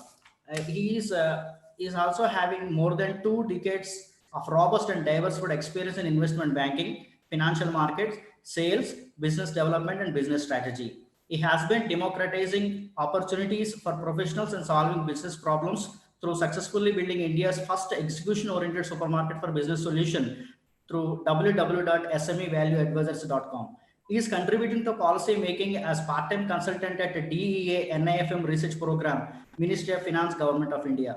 He is spearheading the strategy and operations of the Robert H. Smith School of Business, University of Maryland, United States of America, as the managing director for India. He has authored various books and several articles on financial markets, entrepreneurship, drivers of business growth, essentials for taking business to the next level. He has been sharing his knowledge and experience through speaking engagements, both national and international level programs. He has served as a guest faculty for prominent academic institutions in India, including Indian School of Business, Hyderabad, and IIM Bangalore. He continues to share insights and through various noteworthy platforms like Bombay Stock Exchange, National Stock Exchange, Multinational Commodity Exchange, CRISIL, DNB, FICCI, ASSOCHAM, and CIA. His current areas of research, writing, and speaking engagements are innovation for value creation, age of disruption, managing change amidst chaos, building everlasting organizations, blue ocean strategies, and etc. etc. I thank for the organizing team for providing the opportunity to introduce Manish Bansal, sir. Thank you very much, sir. Thank you, Manish. Thank you, Dr. Ravi, for introducing Ms. Manish. Manish, I didn't know that you have a connection with NIFM. I was at NIFM for 7 years, and the Department of Economic Affairs. You have a project. I'm happy to hear. And now you can have a 40 to 50 minutes session. Okay, welcome. Thank you very much, Professor Teki, and thank you very much, Dr. Ravi, for this elaborated sort of call introduction. I didn't need so many words anyway. So, sir, typically, if you can allow me to share my screen, that will be nice. Yeah. You can. Yeah, I can see that part. Right. So what I did is, because I understood that this event is about the Institute of Company Secretaries of India, some of the researchers, some of the faculty members, maybe some of the students of the institution. So I put up the topic, which is, I think, very relevant: reinvent to lead. And that's very close to my heart as well, because everyone talks about reinvent, but how to do it, what is triggering that change, etc., is what I'm going to discuss. So, nowadays I only speak on one topic at a time, one idea essentially, and 10 slides, 1, 10, 30, or 1, 10, 30 is the format which I run, which means one idea, essentially, the 10 slides and 30 minutes. That's what I do. And then maybe the floor will be open for some question and answer session. So this is what it is. So one idea is reinvent yourself. How can you reinvent yourself? Because reinvention is the critical component, with some interesting stories and what to do, how to do, etc., so that you can go away with the specific takeaways, right? And you can implement and execute today. That's the whole idea of this particular opportunity. Thank you very much for this wonderful opportunity, and I hope you will find tremendous meaning in the next 25 minutes, 30 minutes discussion on the subject. So let me start with some very interesting stories, because I truly believe that stories are the way to, communicate everything. If you see around, every movie is a story to me, every life is a story to me, and that's the reason stories are very interesting ways of communicating whatever you and me want to communicate. So let me share the papaya tree story with you guys. So when I was a small kid at my home, back in I'm talking about 1980s, 82, 83 kind of, I was a little kid. And at home in Muzaffarnagar, which is in UP, we had a papaya tree. And in that papaya tree, every time before the fruits came in, our parents used to melt the jaggery, gud, jisko aap bolte hain gud, right? They used to melt pots and pots of jaggeries and put them on the roots of the papaya tree. And we used to wonder, what is that the jaggery has to do with the papaya tree, right? So sometimes we used to ask our parents, obviously, what is this about? What does the jaggery do? And they used to tell us that if you do this, the fruits will be very, very sweet. And we were wondering why and how. And they said, look, the jaggery will be taken via the roots to the different parts of the plant or the tree, and ultimately that will go into the fruits, and the fruits will become sweeter, fruits will become tastier, fruits will become healthy. And they also explained that anything you want to do to nurture the plant is via the roots only. You've got to put the nutrients there, you've got to put the the fertilizer there, you have got to do whatever.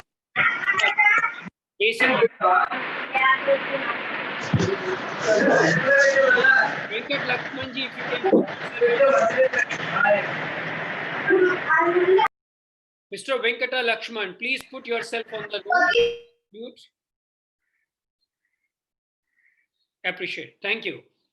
So everything you see, if you have to change the fruits, you have to essentially work on the roots. This is what I learned.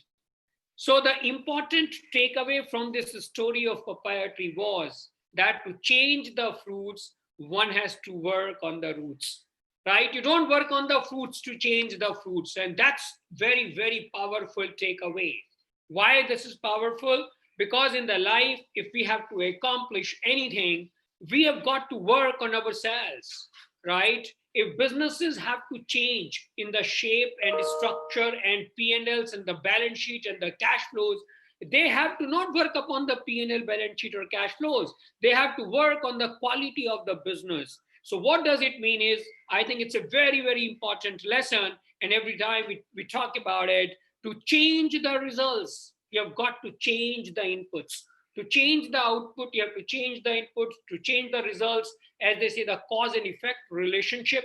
If you have to change the effect, you have to change the cause, right? So to change the fruits, please remember, you have got to change the roots, or you have to work on the roots to change the fruits, right? And without that work, fruits will not change. If you just keep sitting there and keep praying, Lord, please change the fruits, it will not change.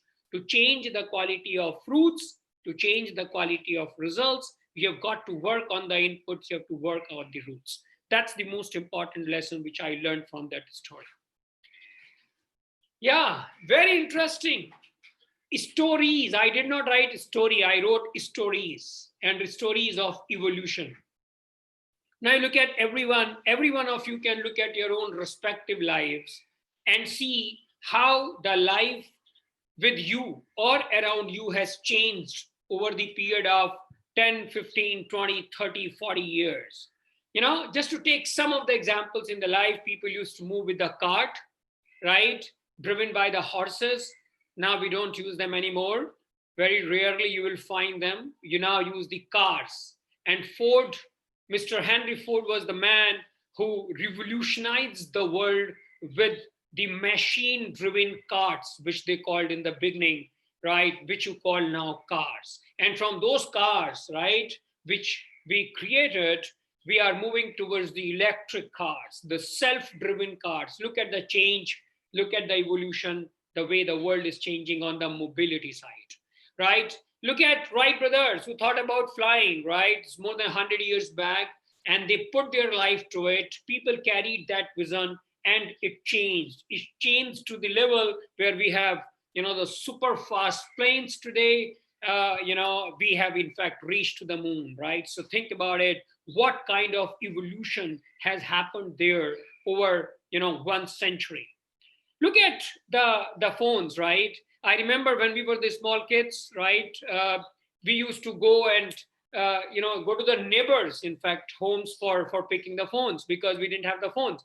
And when you had the landline, you had to actually apply for the landline, and your number will come after 2, 3, 4, 5 years, right? And getting a phone was a big celebration at that time. In fact, I remember when we got the first phone at home, landline phone, we distributed sweets in the entire neighborhood, right? And today it's all on tap, right? From the landline, the world has migrated to the, without landline phones, which you call the mobile phones. And today at every home, right, there are 1, 2, 3, 4, 5 phones, probably as many phones as many people at home, or maybe slightly more in the numbers than the number of people at home. You can see that part yourself. I'm sure you are experiencing that part, right?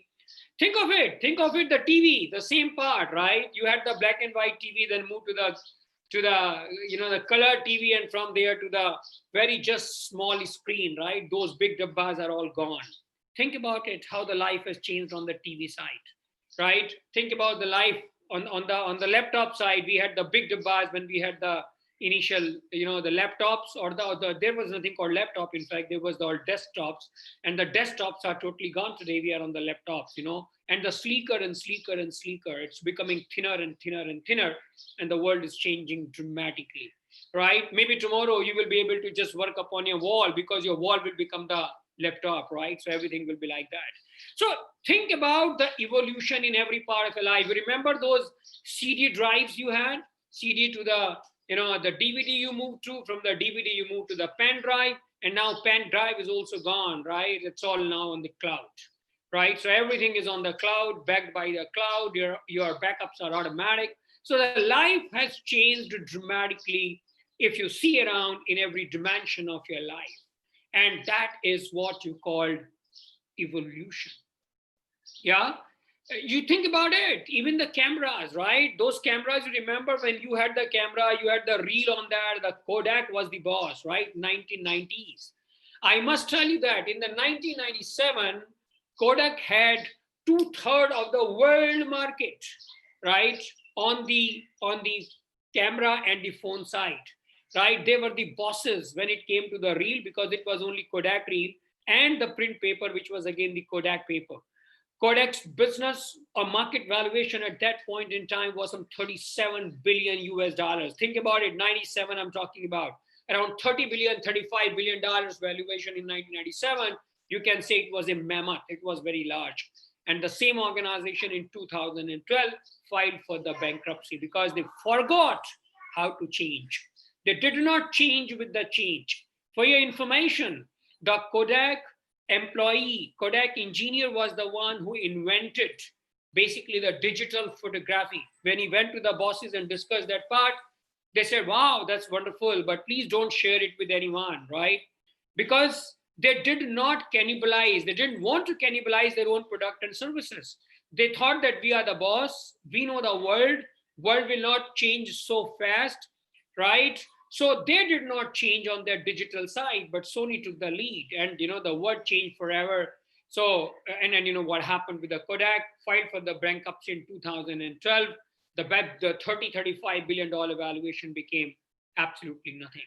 So point I'm trying to communicate to you is, if you see around, you remember that Telegram, from Telegram to the SMS, even SMS is gone now, you have come to the WhatsApp. You see that part of Skype. Skype is gone, right? Because Skype did not change with the change.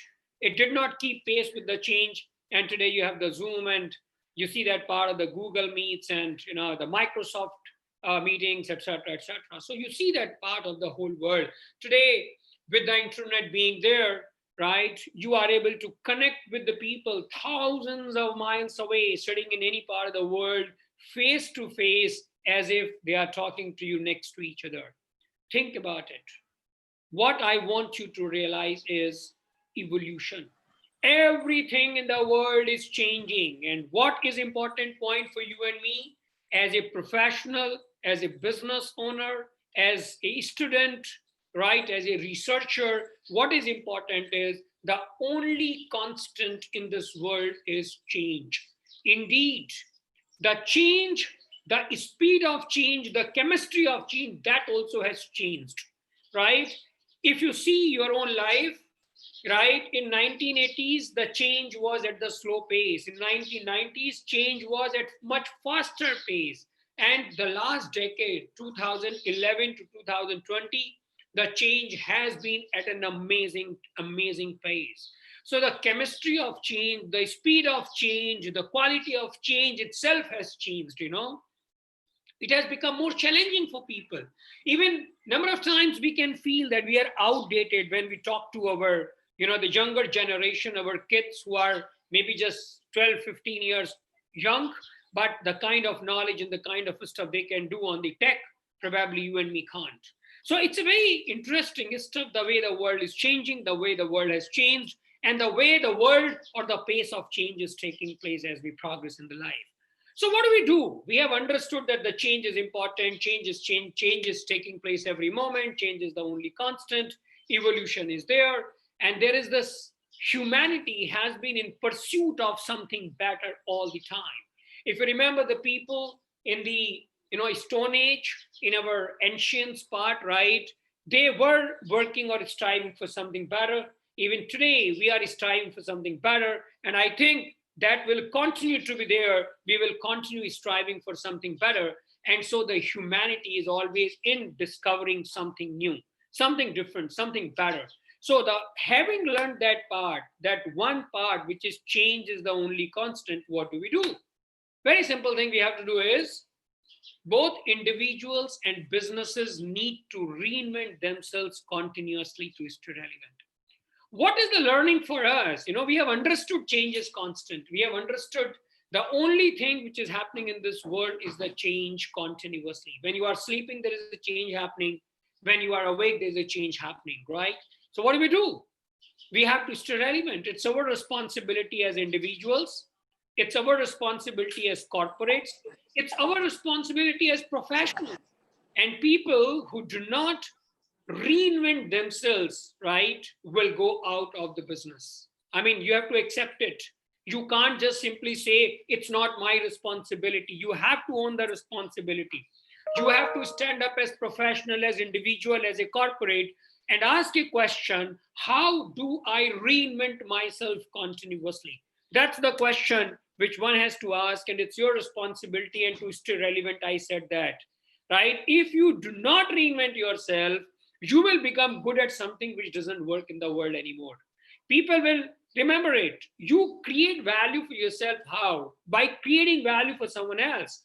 If you are not relevant to people, if you cannot add value to their lives, they will not pay you ever. Means what? You will never be able to add value to yourself.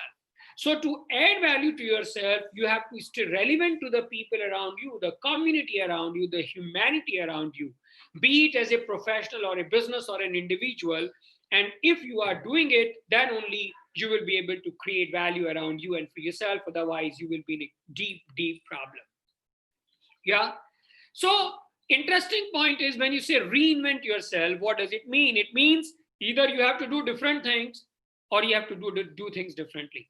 So let me qualify that statement. It's a very thoughtful statement which I wrote, because not necessary that every time you have to do different things. Indeed, the story of evolution is that incrementalism, you know, things improve over a period of time. Just to give you an example, right? If I want to give you an example, look at the example of the stock exchange. I remember when I joined SEBI, when I used to study in 1991, 93, I did my MBA, 93 to 6, I did my CFA. At that point in time, I remember that, you know, the stock exchanges, BSC building and then NSC building, right? All that stuff. At that point in time, it was all physical. Every state actually had a stock exchange, Delhi Stock Exchange, Kolkata Stock Exchange, Rajkot Stock Exchange. So there were many stock exchanges across the country. Now, over the period of time, the tech came into being, 92, 93, NSE came into being, BSE changed over a period of time. And everything is happening the same way, right? People are buying and selling the shares. The trading doesn't change in the nature. But the way trading is being done has changed totally, or investing is being done has changed totally. There is no physical paper, physical share certificate, no transfer deed. Everything has become electronic, right? Transactions are happening online. Brokers are sitting wherever they are sitting in the world, doesn't matter. The access of the BSE or NSE system has gone to the hands of the ultimate so-called investor or trader, because sitting at your home or your location, wherever in the world, you can execute the trade. So it's not a different thing. It's a thing which is being done differently. So what I'm trying to communicate to all of you is, good part is that you don't need to always discover something new. Maybe you have to find the better ways of doing what you have been doing. So that should give you some consolation, because you have to focus, on doing things differently. And obviously some people will focus, as Peter Thiel said in the book 0 to 1, doing different things, right? So this is a different breed of people who observe, who think and find a problem and then try to architect a solution for that problem. And they try to do different things. And some people try to do things differently, but that's where the whole part of the reinvention takes place. Now, having discussed what's the change triggering the need for the reinvention, or we have to reinvent ourselves as individuals or corporates, and then going to the next level of what do we mean by reinventing? It means doing different things or things differently. Now you can ask a question, how do we do this reinvention, right? As an individual, as a professional, as a corporate, how do we do that is a big question mark, in fact. And I have spent a lot of time thinking on that part. In my first part, only 3 ideas I will share. And all 3 of them you can go and execute today. That's the beauty of each of these ideas I like to work upon. Build future-oriented perspective, right? Very first point, every individual, a professional, a corporate has to do, a faculty, a researcher, every one of us has to do is something called build future-oriented perspective. What does it mean? It means is be an observer. It means see around you and see how the things are changing. What is changing? What is changing too? How the things are changing? Is there a way, for me to start contributing in that particular space, right? So what will work tomorrow? What will not work tomorrow? How the product, services, customers' taste, preferences, what is changing, right?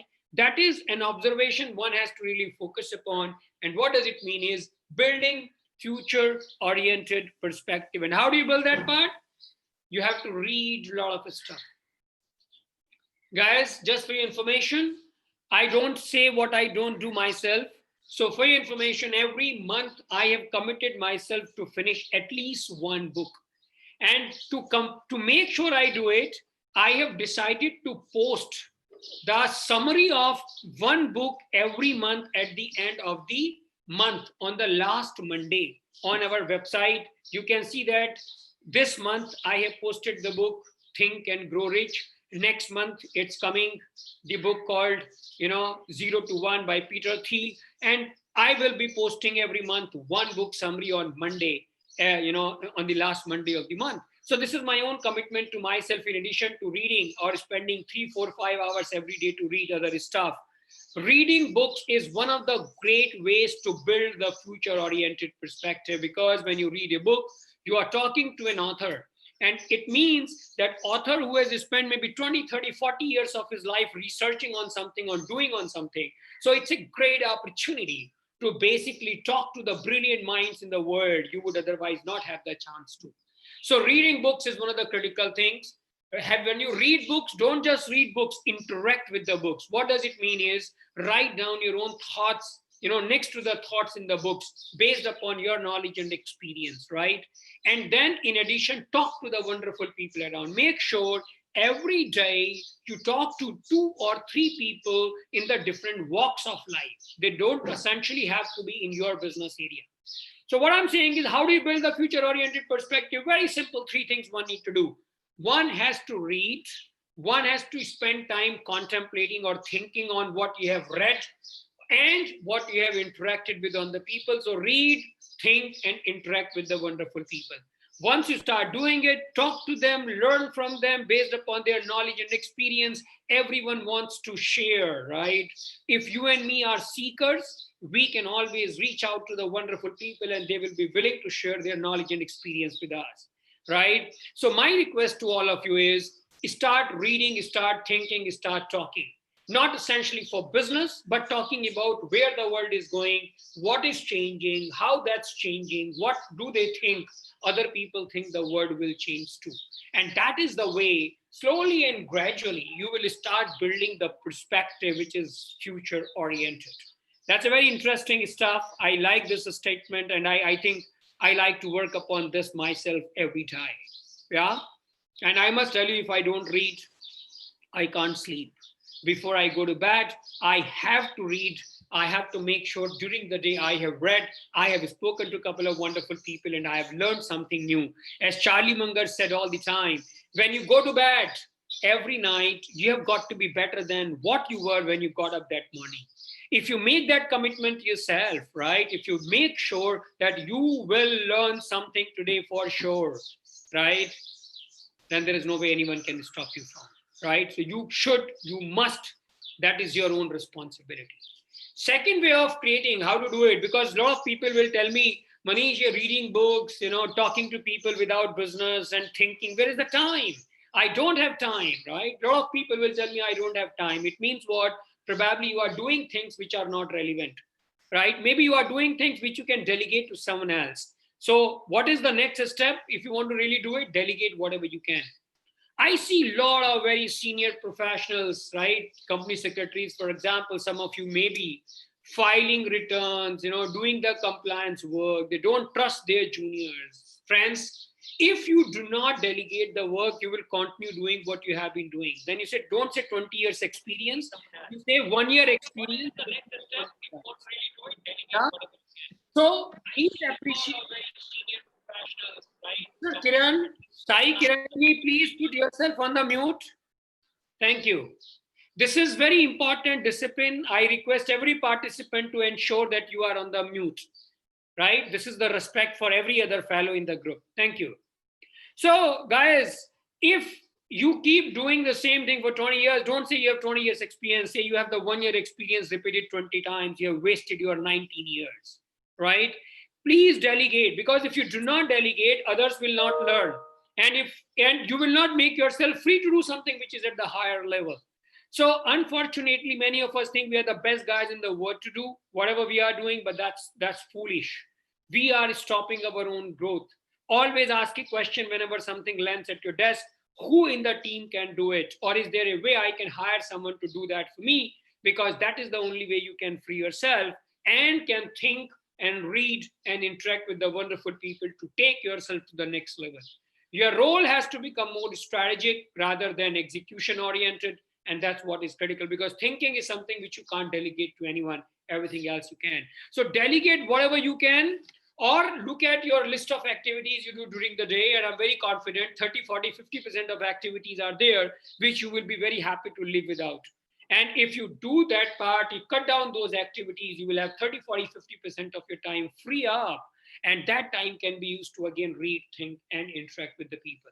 I think if you see Buffett, Warren Buffett, you would have heard, everyone would have heard about him. Is his partner Charlie Munger. Both of them spend 7, 8, 9 hours every day just reading and thinking, right? And that's the reason they are able to play the strokes they play whenever there is an opportunity. They are less active in the market and more active outside the market. That is the way to think, right? If you really want to do something remarkable. And third thought on this, the same part is cannibalize your own products or services, right? A lot of professionals, a lot of organizations just limit themselves to what they have been doing.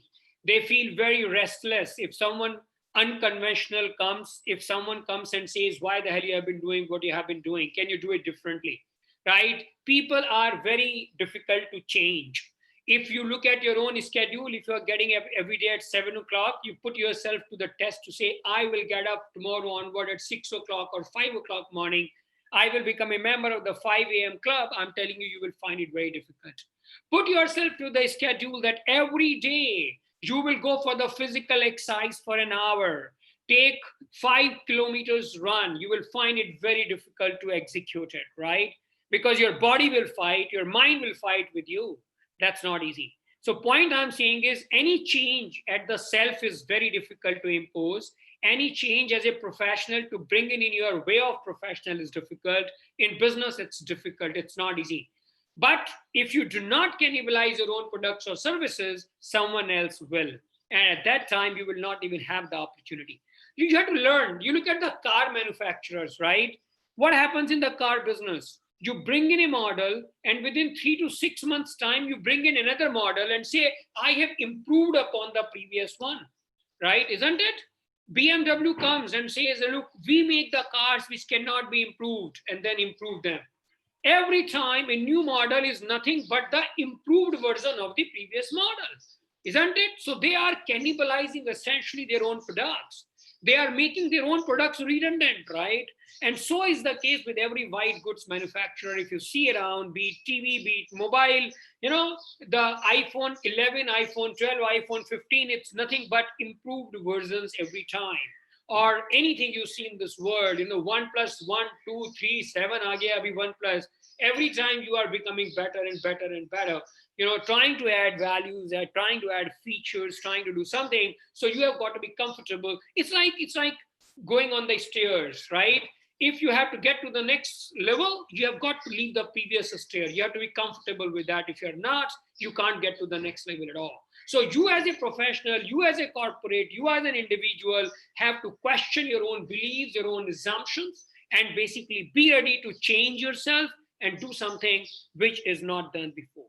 So this is the way basically you reinvent yourself. This is the way you basically change yourself. And I can tell you, you never fail. It's just that you do not succeed sometimes. Anyone who comes to me and says, I have failed, I say, no, you haven't failed. It's just that you have not succeeded. The failure is not final until you accept it, until you accept the defeat, until you stop trying. That is the time when you say the failure is there, because you have stopped making efforts to accomplish something. That is the moment when the failure is there. Otherwise, you never fail. You have got to think on your strategy. You have got to think on the way you have been trying to do something. And if you change the way, I'm sure the results will change.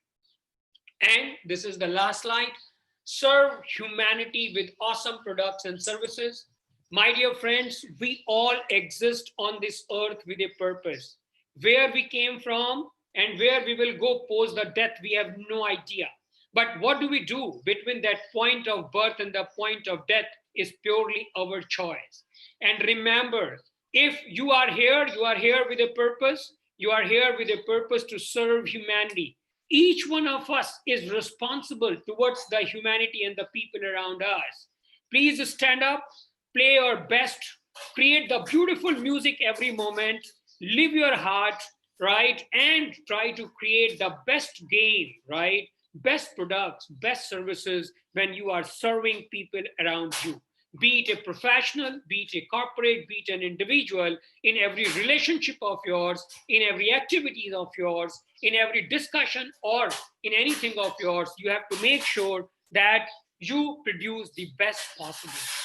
That's the way to basically go about it. I think with this, I will stop and I will leave the floor with some question and answer if there are any. And I would like to sincerely say thank you very, very much for taking me here, and I really appreciate that I had the opportunity to discuss some of my thoughts with all of you. I really admire. Right? If you have any one of you have any question, you can always shoot on this email, sheetal@acceleratingminds.com. You have mobile number as well. So any point, any question you may have, you can always reach us out. We'll be very happy to support.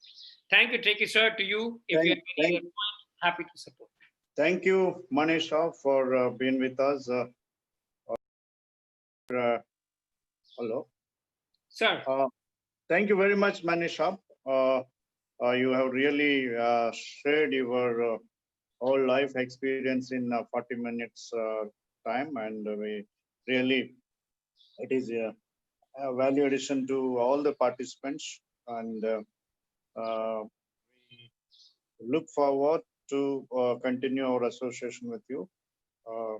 You are very proven both academician as well as the practitioner and the professional hats. You have many hats, and so privileged to join us and given lot of value addition to our Thank you, sir. webinar. Thank you. Thank you very much. And please, whenever you happen to pass through Rajahmundry, most welcome to visitors. Once the COVID is pacified and the things will be normal. Yeah, any participant would like to ask any question to Mr. Bansal? Yeah, any one of you? Otherwise, you can still mail it to him and start it. Thank you very much, sir. Manisha. Sir, thank you very much. Have a beautiful Thank time. you. All of you stay safe and blessed. Thank you. Thank you. Thank you. Thank you. All right. Sir. Thank you, Chairman Sir Suresh Marpu. This is now time. It is your time to appreciate us. At the outset, we really thankful to you for collaborating with us too, and also providing Mr. Sudhakar as a resource person, very informative and hands-on talk. Now I request Suresh Marpu, Chairman, ICSI Visakhapatnam chapter, to make his valedictory remarks and also the vote of thanks, formal vote of thanks to propose. Yeah, Suresh. Thank you, Professor Teki, sir. Sir, your voice is little low. Can you increase? Sir, is it okay, sir? Yeah. Thank you, Professor Teki, sir. It's indeed my greatest privilege to be associated with your esteemed organization, Adikavi Nannaya University. Sir, this is a national webinar, we called it, and this is a true spirit that we have made it such a wonderful with highest resource personals across India. There were participants from Mumbai and other parts of the region, and our members are very much privileged to have these kind of resource people. Sir, at the outset, I would like to thank Mr. Professor M. Jagannath Rao, sir, Vice Chancellor, Adikavi Nannaya University, K.S. Ramesh, Principal, ANUR, and CS Sudhakar, Vice President, Reliance Industries Limited, Manish Bansal, sir, Value Idea Investment Services, Mr. Rakesh Soni, Senior Manager, Blue Dart Express Limited, and Professor B. Gangarao, sir.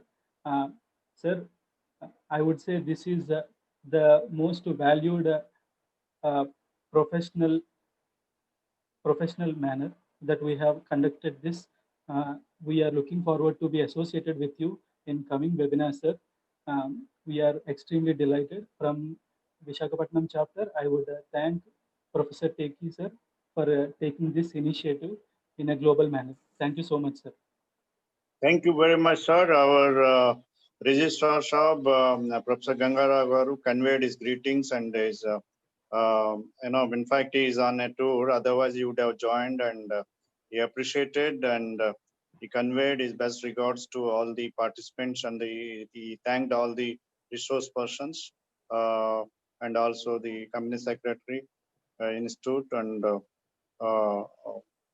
he is, because of his traveling, that's what he could not join us, but he's always with us, and we thank him also for his support and encouragement. And I take this privilege once again to propose, on behalf of all the Institute of Company Secretary, Department of Commerce and Management Studies, College of Arts and Commerce, Nannaya University, a big heartfelt thanks to our esteemed Vice Chancellor, Professor Mokka Jagannath Rao Garu, for his guidance and idea of, proposing and encouraging us to bring out this kind of national and very high-profile webinars. I hope this is one of the high-profile webinars. Participants also all over India attended. We keep looking forward to have more and more such kind of thought-provoking and policy-making, policy inputs providing webinars, because the intellectual thinking should keep move on.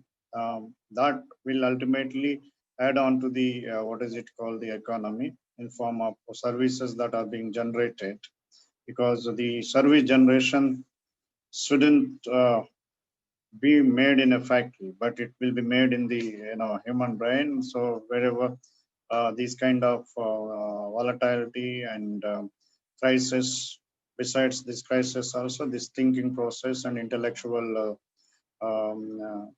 idea generation and solution to the established problems as a professional management thinker and a doyen and a practitioner keep going on, and it should go on. The show must run, whether it's business is usual or business is unusual, but the show must go on. That is what we are able to do with all your cooperation. Thank you very much. Take care of yourself and your dear ones. Thank you. Thank you. Bye bye. Thank you so much. Bye. Thank you. Thank you. Bye. Bye.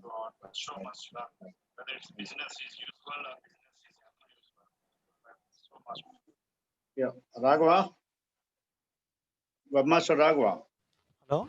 Sir. Yeah, you can now stop the record and send the feedback link and wind it up. Okay, sir. Okay, sir. Okay. Right, right. Thank you. Bye. Thank you all faculty colleagues also.